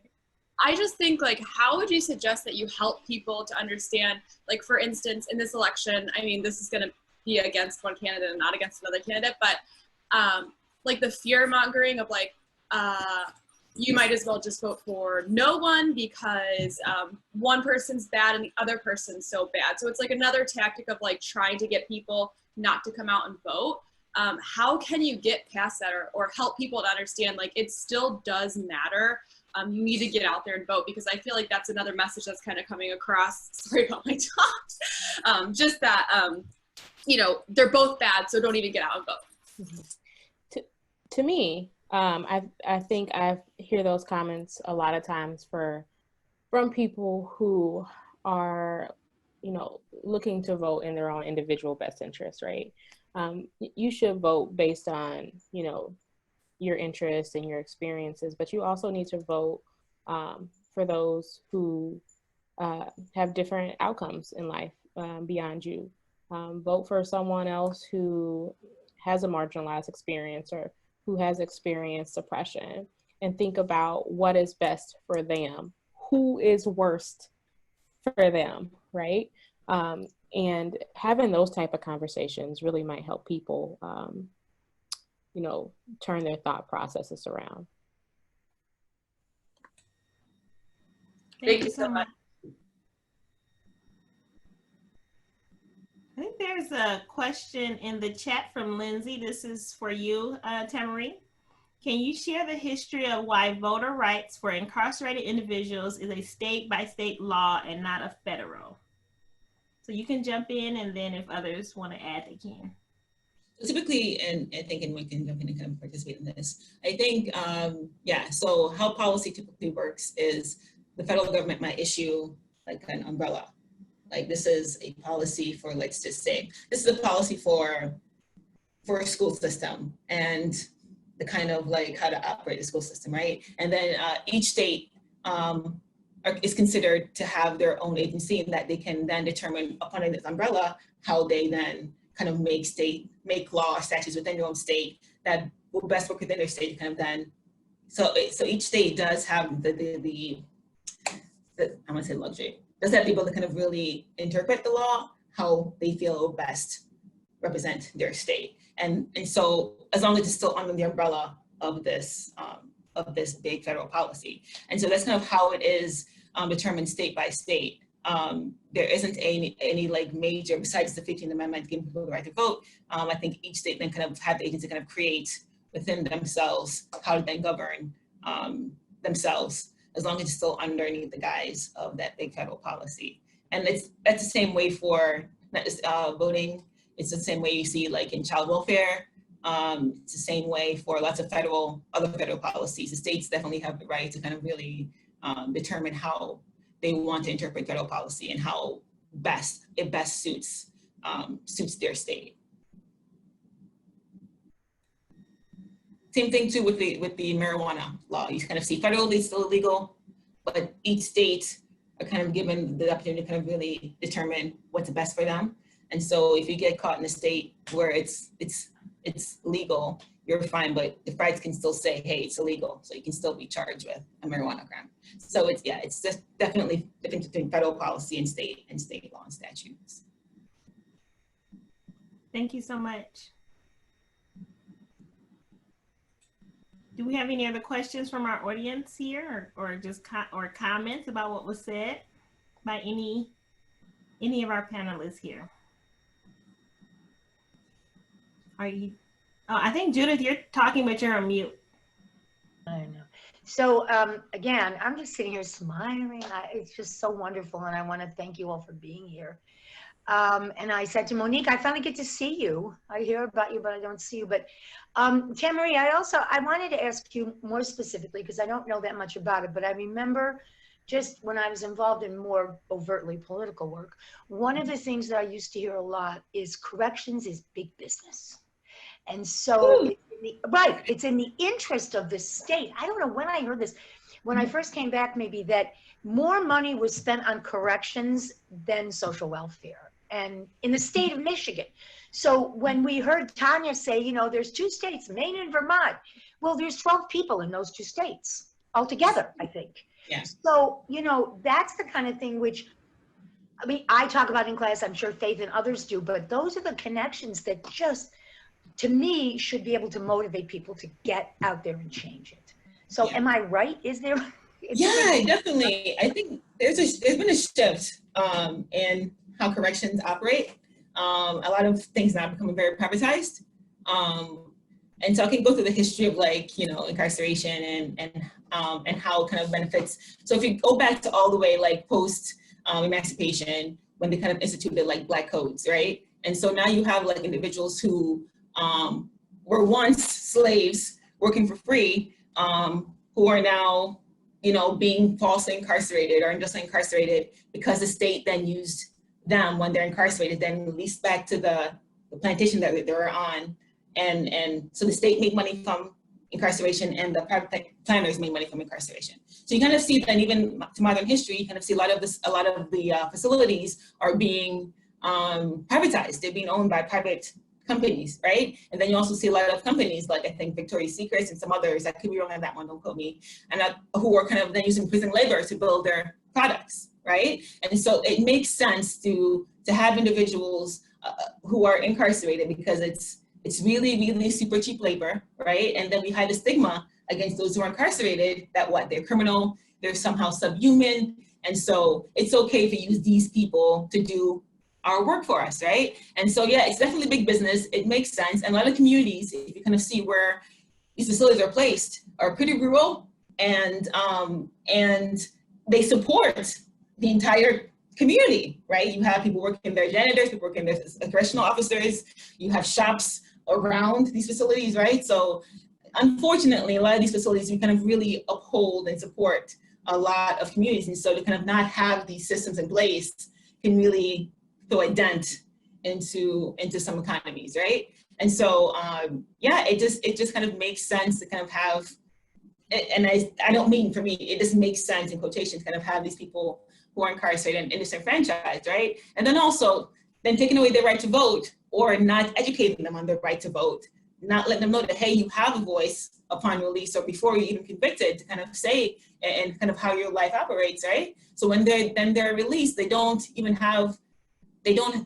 want to or know to vote in people in power who can then make policies that can best suit them in their communities, right? And so, yeah, it's definitely, it's a system, it's a market, it's definitely a lot of things going on. Yeah, thank you so much, Tamarie. And I know, if you recall in Mayor Owens' introduction, she's actually worked 10 years in the Wayne County Sheriff Department. So I would love to hear your perspective on this issue that we're talking about in terms of jails being a big business, and kind of what did you see inside the jails for over 10 years? I've seen a lot of course, African Americans, males and women, but that's predominantly because of, you have to look at the where you're at. You know, if you go to a location where it's predominantly Indian population, you might see more Indians in that jail. You know, you go to the city of Detroit, you have a bigger range of, you know, African Americans that live there. You know, so you're going to see more African Americans there. So it depends on where you live at, the population, and who's surrounding that will fill that jail area, you know. And it's unfortunate that everywhere you go, you see, you know, people of color filling those jails. And going back to your question, is because it is a big business, you know, being inside, you know, you have people that, you know, getting haircuts, you know, people getting contracts on haircuts, people who are getting paid, the commissary getting paid for businesses outside, and people who feed the officers getting contracts, you know. And who are these contracts coming from? Probably friends of friends of friends, you know, to keep their businesses going and things like that. And getting grants to house so many people. We heard the history of that, house so many people to live, to arrest and things like that. Someone told me that I don't really like to, you know, talk about a lot of things that I'm not educated upon, but I also talk about the opinions or statements that people say. And they say a lot of times that a lot of judges, based upon who they send to jail or ticket, they get a percentage off that goes to their retirement. We can all do our research on that. And that was very interesting to me that, you know, a lot of people go to jail based upon a pension of a judge that serves, or, you know, or a person that is over that facility getting depending upon how many people that's in that jail, they can give a contract to their friend or their family member based upon cleaning contracts, food contracts. If they own a salon, they can cut the haircuts for those people, you know, phone contracts and things like that. So it's a very $1 billion business, and upon who runs it, those people have the power to pay who they want in order to get to make those connections. And, you know, and it's very political. You know, it's very political. So, you know, being inside and seeing the money that's made by, you know, people contracting and things like that inside the jail is very, you know, it's very eye-opening. And so seeing that, stepping away from that, I knew it was best for me to step away from policing and educate people outside before they went there. And so that's why a lot of people, I just went to an event. I was invited as the mayor of East Point. We had an event today called Back the Blue, Back Our Police Officers. So, and people ask me all the time, why did I step back from being a police officer? And it's because I have a bigger job in policy and legislation to make sure that people aren't going into those facilities. You know what I'm saying? So I had a bigger dream, not just to serve the people inside, but to serve the people outside, so I don't be serving them inside, you know. And so, yeah, it's a big business, but I always push initiatives to go into the jails and educate, go into the jails and provide jobs for these people and things like that. But then that'll be a big business too. People be fighting for contracts and for that, and who get the money to teach these people. So it's a really a big business. And so it's an eye-opening thing to see when you're a police officer. Things, you know, just being in a position that I am is eye-opening to see a lot of things that people have used to make money off people's lives, you know, and it's unfortunate. And that's why this whole platform that all these people who are created is to stop people from making money off the backs of other people livelihood. And, you know, And so I just thank everybody for allowing me to speak. I know I told Dr. Johns, it's a secret on here. I'm gonna tell secrets right now, not political secrets. Oh no, I want to stay elected. But I will tell a personal secret, and Dr. Johns is actually one of my best friends. So I'm gonna tell that on here. So, you know, anytime you guys need to get in touch with Mayor Monique Owens, you have to go through her first. So just letting you know that. But I want to thank everybody for allowing me the opportunity, the platform to let you know that you have power, and in that power, use your voice. And also the other people on the panel who were amazing. Oh my God. Please contact me with your information so I can use that to educate the people that live in East Point. And when I do speak on other platforms, which I do, as like, you know, Wall Street Journal, CNN, a lot of those places I've already spoken to. Actually, I'm supposed to be speaking, you know, with the Breakfast Club and things like that. I would love to have your input to help me better educate myself as a leader, to, you know, use your skills and your expertise to help me push forward the vote and education. So I want to just say thank you before I get off. I'll be on here a couple more minutes, but just want to say that if I have to go, just want to thank everybody and everybody that's listening in. Thank you so much, Monique. And Monique actually got me involved in our local government. So I'm now serving as a commissioner for East Point, and it was because of her nice pushing and educating me on why I should get involved that I became involved in our city. So I don't want to miss a question. I know there was a question from a pre-med student on here. Let me find it. Just wanted to know about how healthcare workers can, I know I read about healthcare workers. Oh, how specifically can doctors or other healthcare professionals advocate and help educate the public about voting? Yeah, I actually I put a little response in there, but I want to talk a little bit more about that. I think one thing that people maybe don't really understand when it comes to the power of voting is the funding component when it comes to voting and how powerful dollars are. Not necessarily, like, I'm not talking about corporate dollars and campaigns and things of that sort, but once you are elected, you know, your state legislature really helps determine what that budget will look like, what is within that budget, what funding can be used for certain programs. You can work with those legislators to ensure that funding is allocated for health and human services, for Medicaid, for domestic violence programs throughout the state. COVID has, you know, strapped the budget quite a bit, but we saw the budget release the other day, and there's been a lot of funding still allocated towards behavioral health. So you have federal dollars that flow into state, state dollars which flow into the county. The county commissioners help to allocate those fundings on a local level. And when we look at things from an equity standpoint, as we always should as social workers, the funding is very important.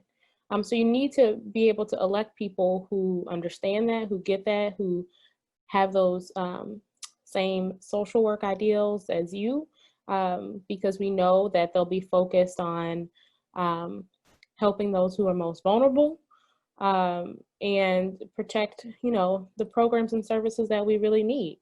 And also, as social workers, if you're working in a program, you want to make sure, right, you can continue to have your job and there's funding in those areas, so you can continue to do the work that you're doing. So from a medical student perspective, you know, if you are seeing clients who, you know, have Medicaid or whatever, or even private insurance, you want to ensure that they're able to get the services they need, they're able to have the health care that they need, get to and from, you know, your doctor's office. Transportation is important. So really look into those, thinking about voting from a funding area, from a program area, and for the needs of clients that you may be working with. So that's very, very important. Thank you so much, Algeria. I know Dr. Johns, as a county commissioner, you see that. Mm-hmm. I just want to say just like one thing. There's a quote I learned in one of my classes. Can you guys hear me? It's by Martin. I can't pronounce it. I think it's Niemöller. He was heavily critiqued the Nazi in Nazi Germany, Nazi Germany back in the day. And I think his quote was like, first they came for the communists, but I did not speak up because I wasn't a communist. Then they came for the trade unionist, and I did not speak up because I wasn't a trade unionist. Then they came for the Jews, and I did not speak up because I wasn't a Jew. And then they came for me, and there was no one left to speak for me. I think it's an important kind of quote to kind of wrap up or kind of put everything in context here. I think someone asked earlier, why vote if there's no, they're both evil, right? And I think it's important, like I think it was Algeria, as I said earlier, about voting in someone else's best interest, though it may not, who wins the election may not affect you personally because you are on another level of privilege in some regards, but vote in the interest of those who need it the most, because one day you may be in that position and you're gonna want those same people to also come and have your back as well. So think beyond yourself, vote in the best interest of the poor. I think we always hear that, you know, we are only as strong as a country as our weakest link.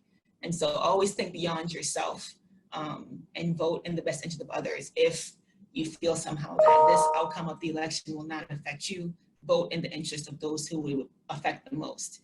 And in the long run, it'll always come back and be well in your best favor. So that's just to kind of tag along to what Elgiro was saying. Thank you, and an excellent wrap up. Thank you so much, Tamarie. Oh, okay. That's my buddy too, so I'm just smiling from my cheekbones. I heard him from smiling and seeing all this excellence and knowledge being spread here today. Thank you so much. Chantilly is very humble herself. Chantilly is super humble. Her track record is like super long as well. So let's just also give you some props on how amazing you are too. Thank you, Tamarie. So I'm gonna. Yep. Thank you, Jeffrey. I want to turn over the rest of the session to Andre. Is he still on the line to continue with, or should we just take a break, stretch, kind of let our brains soak in what we just learned, where we're at on the schedule? Yeah, we are right on schedule. I think any time that we went over, I think we kept almost everybody here because I think this was super juicy, meaty, and good, great conversation. So I want to give one last snaps, Zoom applause to our panelists and our moderator. Thank you so much for blessing us today with your knowledge and insight. I think I learned a lot, and I know that I'm sure others did as well. I was video off because I was furiously taking notes, looking not cute. So we're going to come back and at 1 o'clock sharp, I'm going to discuss Rigged, the voter suppression playbook, and kind of also at the end summarize kind of all of the action steps that we've outlined today kind of briefly so that we know leaving here today kind of where we're going and people can at least begin to have a concrete vision of how they want to plug in their social work practice and their education and their skills into the voting conversation. If you have to dip for some reason, that's totally cool. I hope you've enjoyed this portion of the program. And hope you'll join us for our discussion of Rigged. And I really think, I encourage everybody to come back, especially at 1:30, because then we'll be getting into open space breakout rooms where you randomly selected to and have a really great conversation with some of your colleagues, have a conversation with maybe some of our panelists. It's really up to the luck of the Zoom, but we're all gonna, together unpack the knowledge that we've learned, and then, we can kind of end on some group takeaways. So that's we'll call lunch. Please join us back in 40 minutes. Thanks everybody for your patience, and we'll talk to you in just a second, okay? It started, yes, thank you, Michaela. We're gonna go ahead and get started with our discussion of the movie Rigged, the voter suppression playbook. My name is Andre Asadipolo. I'm a community organizer and consultant, and I'm the co-project lead on the Social Work Votes campaign and this event. So just give me 1 second. I'm gonna share my screen here. If somebody can let me know that they can see my stuff all good, I would appreciate that. Yep. Yep, we can see it. You see my,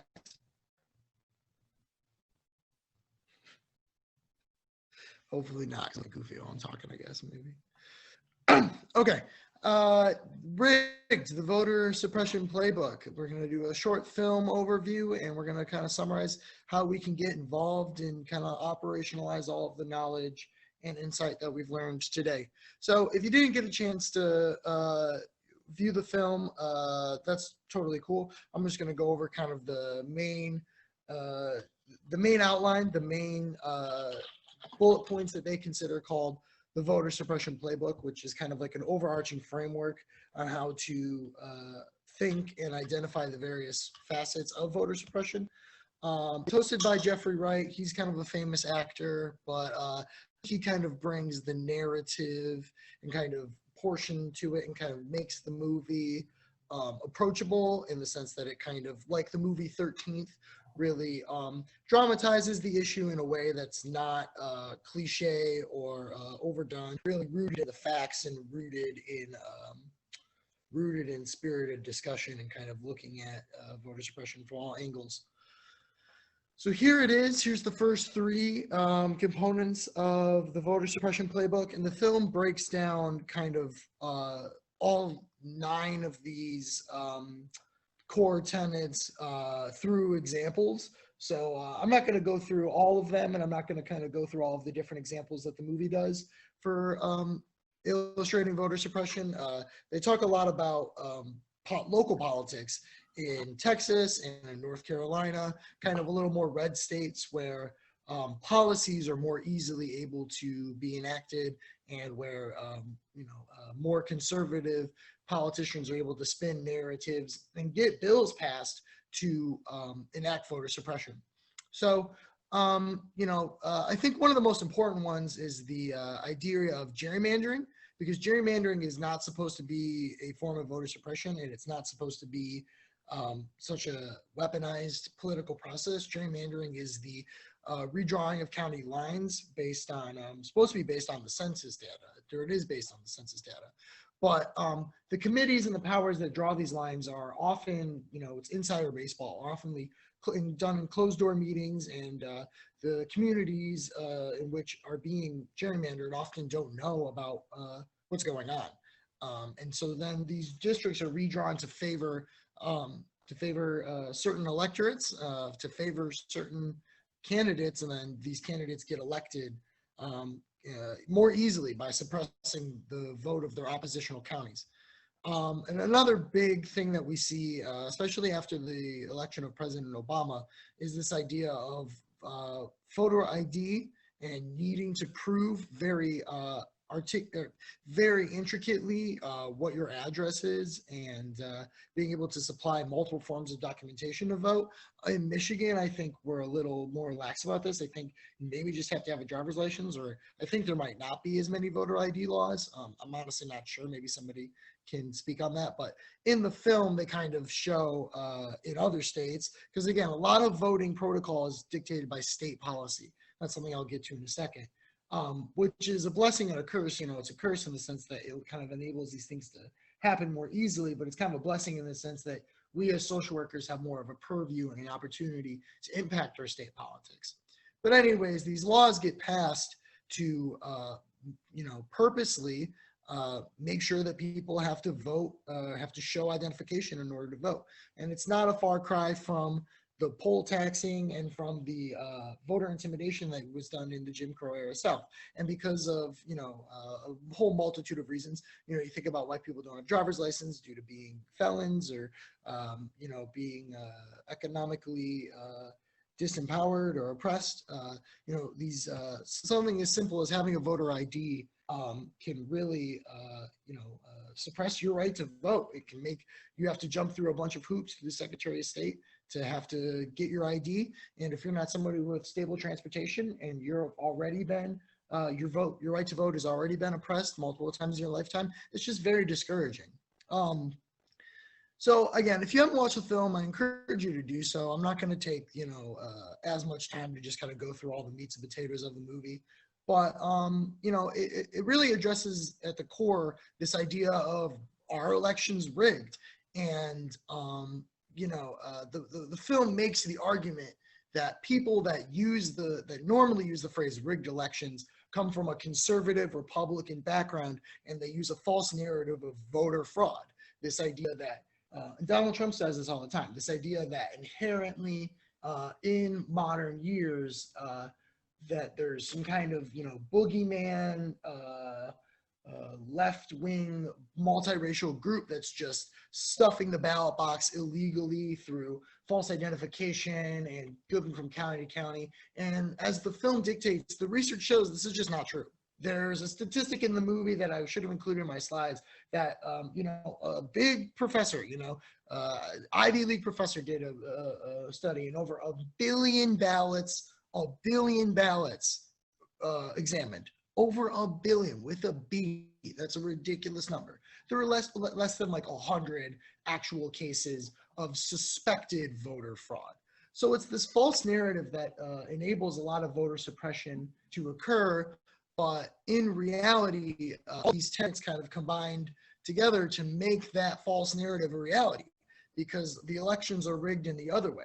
Elections are rigged by conservatives and by people of white vested interests to keep strategic votes suppressed. And finally, especially with the passing of Ginsburg, a lot of voter suppression happens in the court. People don't have the legal resources to contest oppressive voter policy, and court appointees are done, again, it's insider baseball, are done behind closed doors in a closed system when they're really not supposed to be. So being aware of your local government and who your local judge is just as important as knowing who the Supreme Court justices are. It's actually more important because a lot of this happens more in the local arena than you might think. Again, just kind of going back to this idea of voter fraud is kind of one of the main drivers of this voter suppression, because it's a political narrative that has been kind of aligned with the conservative populism of Donald Trump. And it's kind of this racist rally cry to somehow clean up the voting system. Just in the same way that we're talking about voter suppression, it rallies people up and gives them a fake cause to enact, to support policy. So, part of the educational piece here too, we need to be explicit about, where these things come from, but also, we need to build a working class coalition to combat these things. So if you're talking, when you're talking to conservative folks, empathize and kind of try to dismantle some of this narrative, because people, if you give them an inch, they'll take a mile, so that's just my personal insight. But, again, we have this false narrative, voter fraud, and that's kind of where voter suppression comes from. So my key takeaways from both a lot of the movie, but both a lot of the things I've heard today, I kind of made this slide, I kind of edited it during lunch to kind of think about, well, what were some of my key takeaways from Tanya's presentation and the panel? And this is kind of maybe some starter points for your discussion that we're going to have in just a couple of minutes. But these are my key takeaways from both the movie and campaign school, and really just trying to think about, how can we sum up voting suppression as a topic or as a concept in like 3 or 4 bullet points. So as really emphasized in the movie, voter suppression is intentional, racialized process. White people are suppressed. Their vote right to suppressed.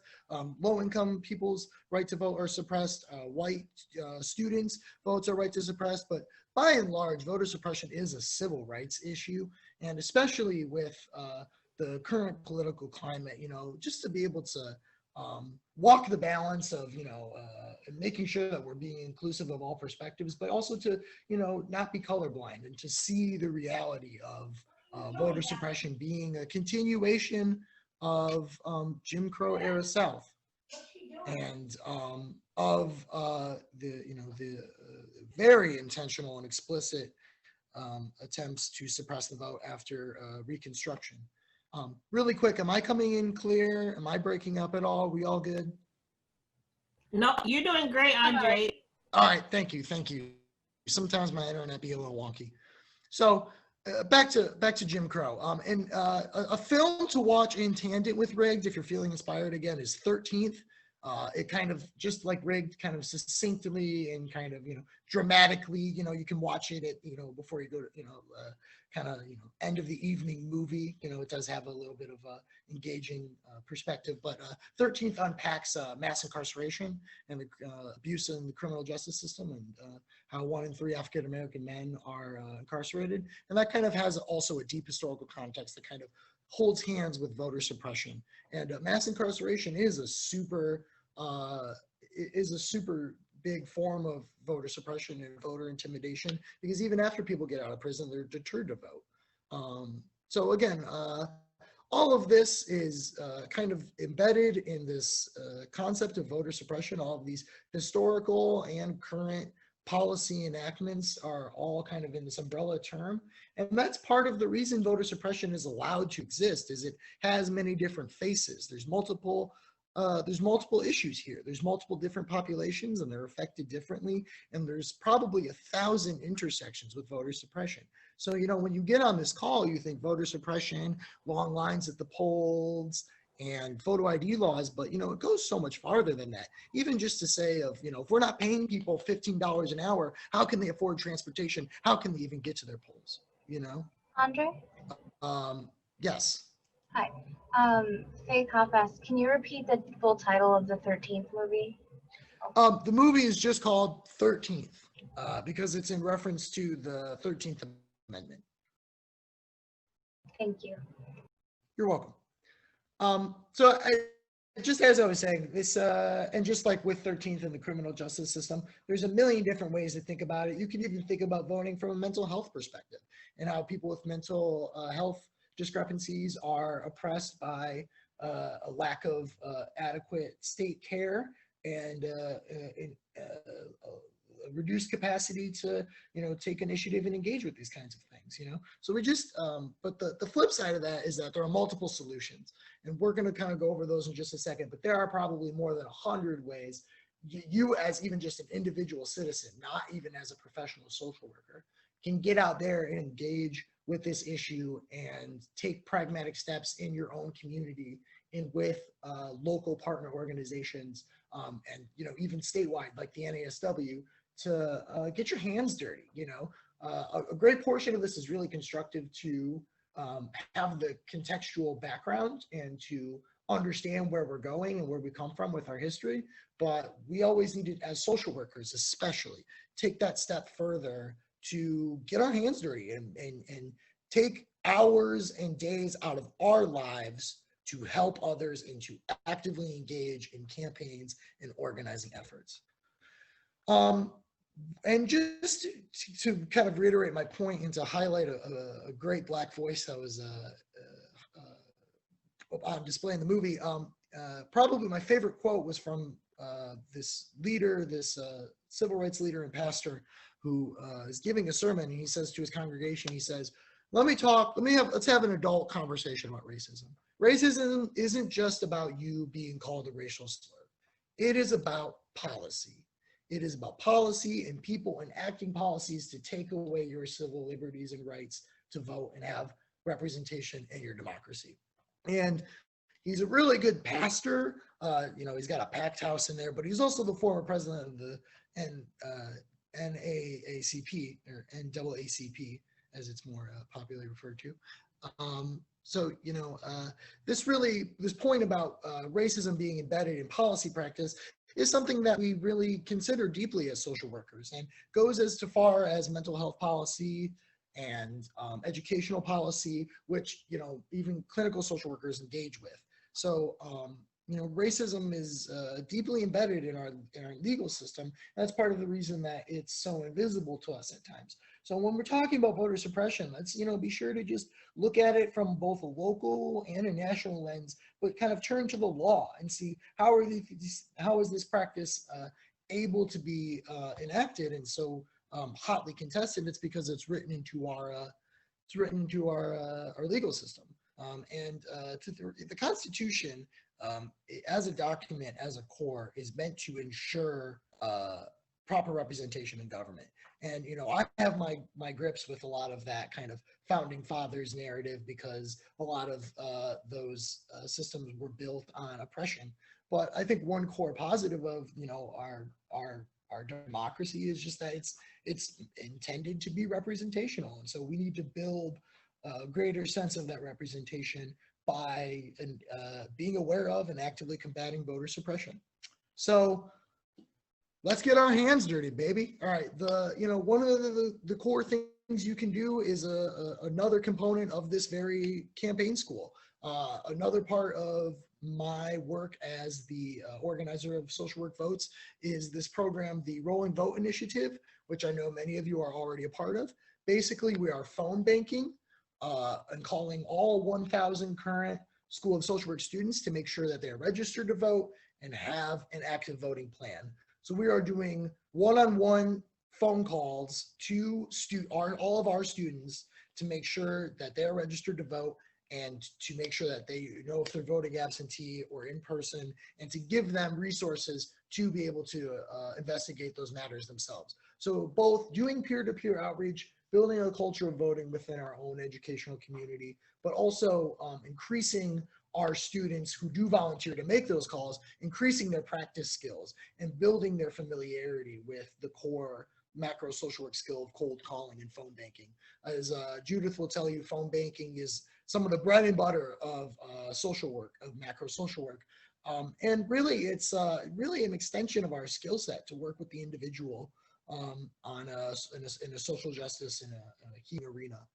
So, I encourage everybody here, really, we need to make our way through this list. We need to call all 1,000 students. So if you have even an hour or two to make a couple of calls, the process for the Rolling Vote Initiative is really simple. Just send me an email. I will put you on our mailing list, and you can come to our check-in meeting every Thursday at 4 p.m. on Zoom. If you can't make that meeting, you and I can do some one-on-one sessions. But if you want to make some calls with the Social Work Votes campaign, just send me an email with your name and contact information. My email is EU, like Europe, 6337@wayne.edu, and I'll go ahead and put that in the chat too. But some other things you can do to get involved. Volunteer. There's as we've seen with Algeria and Tamari. This is a lot of people's profession is advocacy and policy advocacy and combating voter suppression. So you can definitely reach out to Algeria or the NASW. I'm sure they have multiple initiatives, specific action steps of things with voting that they probably need some help with. And as social workers, we know the value of volunteering and expanding organizational capacity through lending our time. Even it's 2 to 3 hours, 1 week, even if it's only one time. We have roughly 40 days to the election, and it is time to get to work. So, send some emails, get plugged in. And then some of these other things are just, other small action steps you can take. Be a poll watcher, work on election day. That is actually the third tenet of our Social Work Votes campaign, is our Election Day Mobilization Project. We are going to be sending students to multiple different opportunities on November 3rd to get out the vote and make sure everybody knows what they're doing and can get to the polls and get their ballots in. We might be driving some people. We might be making some phone calls. I actually am in touch with a couple organizations, including the ACLU, to figure out opportunities for students. But if you want to get involved on election day, again, send me an email, EU6337@wayne.edu, and we can get you plugged into that as well. Lastly, as Algeria and Mayor Owens discussed, get involved in your local government. Voting advocacy is super important and needs to happen 365 days a year, but so does policy advocacy. So does social workers showing up in public meetings. I also work as an outreach coordinator at Transportation Riders United, which is a nonprofit out of Detroit that advocates for public transportation and bus service in the city. And one of my colleagues is like notorious for just public comments at every DDOT meeting and at every community transit meeting, so where they know her by a first name basis. And sometimes you just getting in front of elected officials and speaking your piece on whatever issue, whatever local issue, it can really change their minds and get them thinking about things differently. But also it's empowering for you, and to be able to say, look, my voice matters and the work I'm doing matters to combat these important issues like voter suppression. So, you know, your voice matters. And as Tanya, you know, I think, you know, one of the most important things Tanya emphasized is, you know, especially us young people and our students that are starting out, like, this is not just your responsibility, but this can be your passion. This should be your passion. Politics and political social work and community organizing is my passion. And just in the way that artists create and doctors innovate and research, you know, we need to build and get in and work to you know, dismantle these systems. And like Tanya said, social work is uniquely positioned, even among the social sciences, uniquely positioned to be involved in the political arena and combat voter suppression. So I don't really know how I'm at on time. I'm going to imagine that that's pretty concise. Social workers, let's get to work. All hands on deck. Let's stay fired up. We have a deadline. We have work to do. We have opportunities to get involved. I have the best job in the world. I wake up in the morning, I make some coffee, and I just get to talk to interesting people all day. If you don't know where to get started, just send me an email. We can have a short conversation and get you plugged into something. There's maybe one of the biggest difficulties here is just finding the best fit for you and how you want to get involved. So let's have a conversation about that. I'm down to even just, you know, work somebody, you know, work with you to get into this advocacy space. You know, and from there, you know, as you start to volunteer and get involved, that's going to motivate you to reach out to other people and to pull them into the processes. And that is one of the cores of organizing, is maximizing the most of our personal and professional relationships. So, you know, even if you're a clinical person, you know, you can, and you work as a amazing interpersonal social worker, plug in personally, you know, register your friends, register your coworkers, you know, voting advocacy, when nonpartisan and emphasize that registration, is something we can all do, even as private citizens. I registered my first two voters in the kitchen at Jolly Pumpkin when I was working as a cook, and I walked their forms at Secretary of State before my shift, and it felt amazing.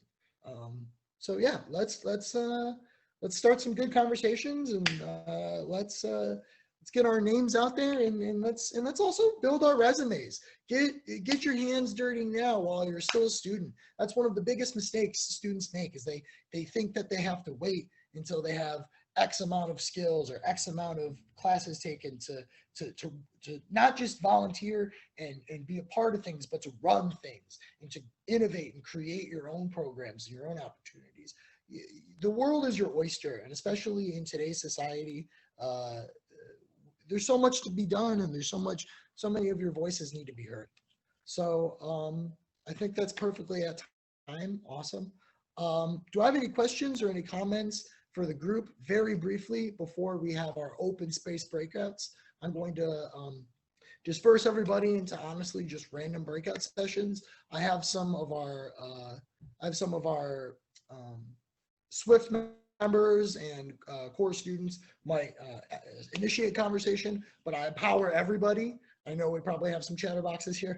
I empower everybody to just take the lead and pass the baton. And you know, the only parameter here is just practice our group development skills and listen respectfully and respect everybody's point of view. So before we break out, do we have any questions or comments?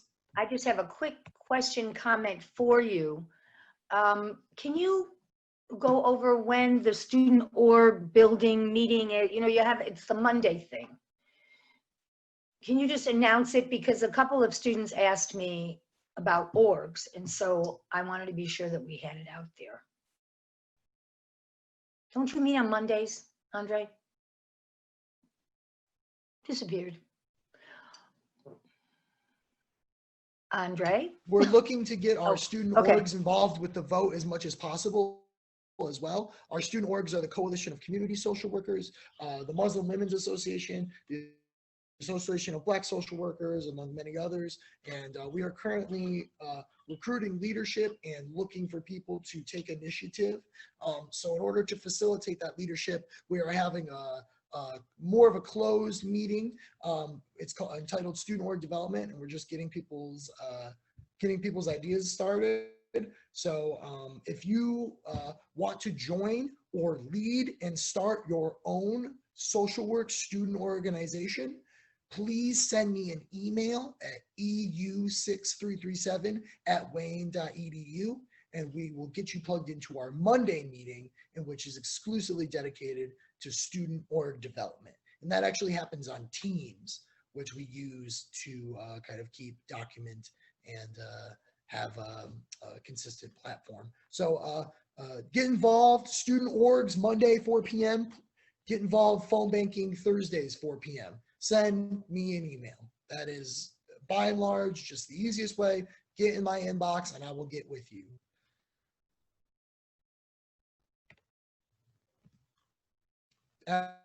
Good. Cool. All right. If we have no other questions on the rate of the vote, I'm going to go ahead and break us all out. We'll be back at 2 o'clock to close. And thank you all for staying with us. Appreciate it. Takeaways. You guys are diehards. I just want to say that Jeffrey, Alexandra, and we were all like talking about politics and like on social media and like how, you know, how it's different on Facebook and how it's different on Twitter, and how kind of different age demographics on like Facebook and Twitter kind of affect how politics plays a role in you know, online. Yeah, that's a great point, Logan, because again, it gets that information piece, you know, like people spreading false narratives, voter fraud, and this idea that like there's radical groups out there voting twice for Hillary Clinton. Like that's how all of that information is spread is through social media. So it's important to think about our personal circles with this topic as well, reaching out and just politely correcting those false. Logan, do you think, or any of you, I just happen to know that Logan is one of our younger folks. What worries me, being like the old veteran of this, is that there's never been a political campaign that I've been involved in where there hasn't also been like a behind the scenes campaign as well, with much, much, much, much money, and both parties do it. So my question is, have you, when you're talking about social media politics, how things get played out differently, have you seen or observed what you might, I mean, because I don't know how to do it anyway, but have you noticed particular, I don't even know what you call them, but you know, themes? Do you see more stuff about the radical right, the radical left? I'm just so curious because you're right, the impact is immense, and I don't hear the campaigns talking about it. I know that they have people that do nothing but social media. I'll tell you that I know that Facebook is running into a problem with that right now, with how they're monitoring content and content that is true or not. And when you have a platform with people on both sides of the age spectrum, you know, you have like older individuals and you have younger individuals. And something that like Jeffrey was mentioning is like how his like mom uses Facebook, and sometimes she misinterprets how things appear on her timeline. And just those like little things, and when you combine that with, you know, these huge political institutions funneling, you know, money to promote, you know, things that aren't necessarily true, you have bots posting things, that can really skew your view of what's going on in the world right now. And that's what worries me about A, the youth vote, which is so incredibly important, and B, the amounts of money that may or may not be getting poured into this literally as a form of voter suppression. And I don't know. I have seen on Facebook, I go on from time to time, that they have something about voting, but that's all I've seen. Facebook is actively, and all the social medias are actively trying to get people involved nonpartisanly and get out the vote with easy resources to register, but also like fact checking and trying to get those kind of literal fake news posts out there. And thanks for sharing, Jeffrey, Logan, and that group, Logan, for speaking. I really think that's a great example of bringing this down to the personal and interpersonal level, because maybe not all of us are political social workers by trade, but we're all social workers, so therefore we are all political, you know? So, you know, yeah, I mean, just have one-on-ones and be empathetic and use all of those social work skills to, you know, kind of just, you know, combat voter suppression in your own backyard and in your own community, your own family. Yeah, that's a really great point.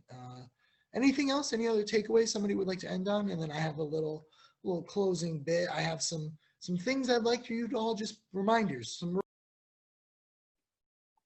Just one last thing for what we spoke earlier. Dr. John, is it okay if I CC you in this email? Sure, that's no problem. Cool, awesome, thank you. Bringing people together, networking. Awesome. That's why we do what we do.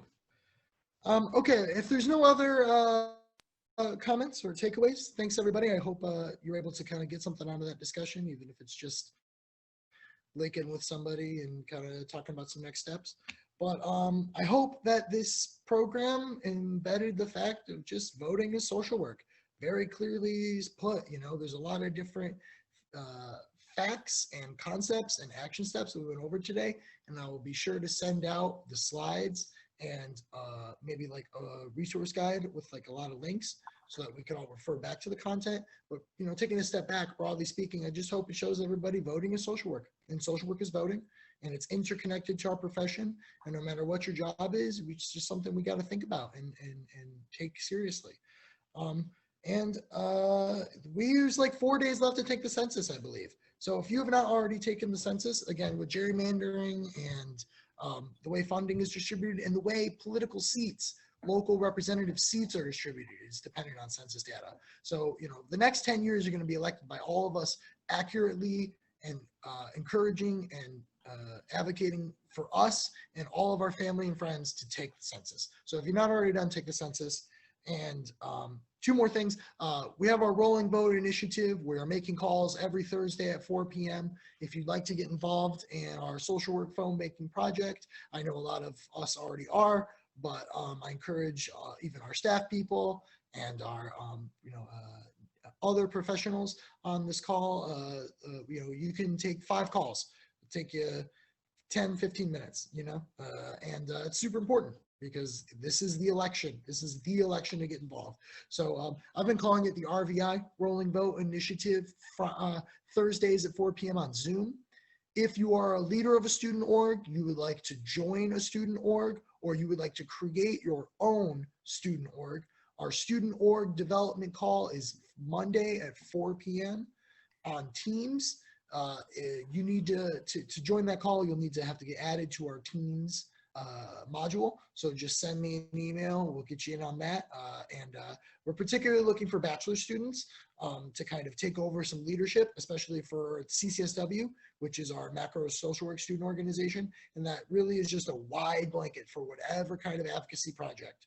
So if you have an idea about a campaign or a small program or any kind of action step that you would want to combine some students together and get some collective organizing going, even outside of the vote, send me an email. We'll get you in on that meeting. So RVI is on Thursdays. Student org is on Mondays. The last thing I would like to say and ask of everybody on this call, I'm probably going to write up a event report or summary, report back out to our allies. If you enjoyed this, or if you thought there was something that could go went better, send me an email and please include a comment. I would like some qualitative data from my colleagues and here on this call, just about how things went and you know, what you thought in quotation marks.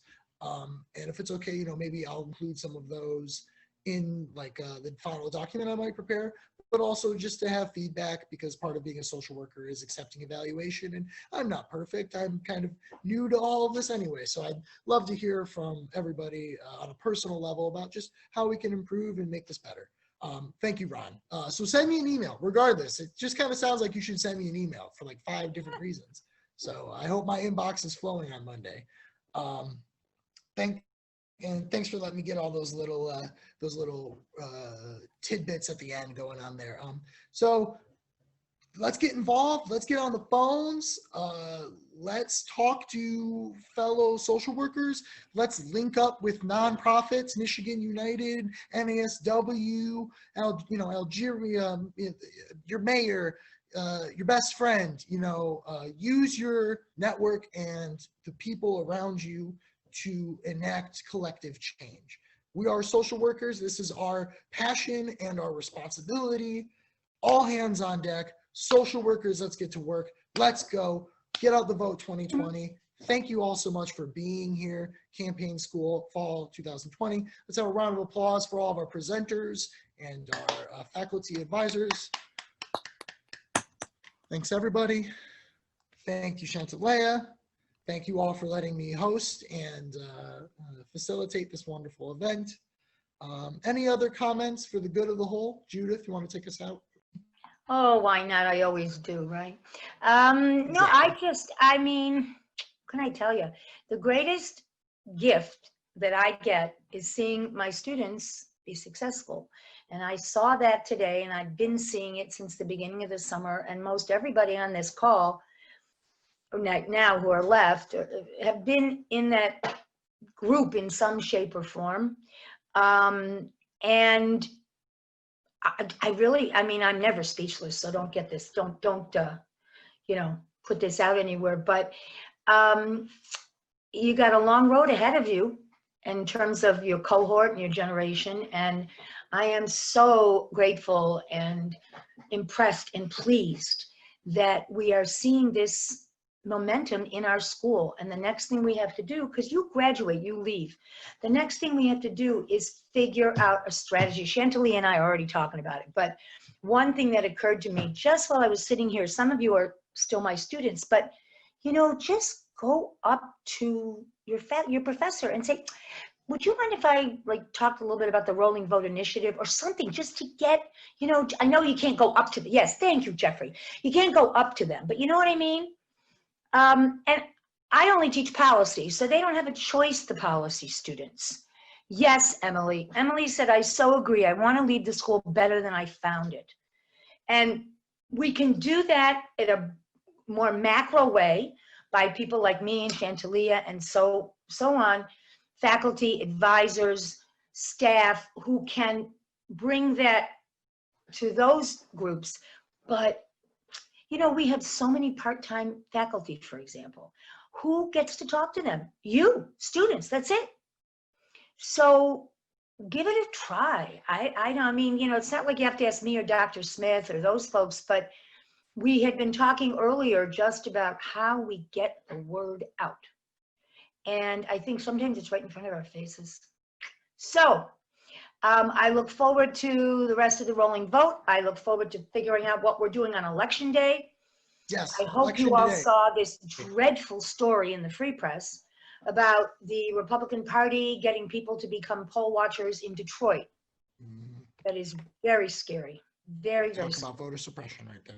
Yes, indeed. And Well, they talk about the radical Democrats and radical left who've taken over the polls in Detroit. I mean, yeah. So on that note, my thanks to everyone again. Chantillia, did you want to say anything as we're leaving, or Jeffrey? Thank you for coming. Nope, just thank you for coming. I know, it was great. All right, folks, enjoy the rest of your weekend. You guys too. Have a great week. Thank you, everybody. Bye, guys. Thanks Thank for you. joining us, Judith. Thank you, everybody.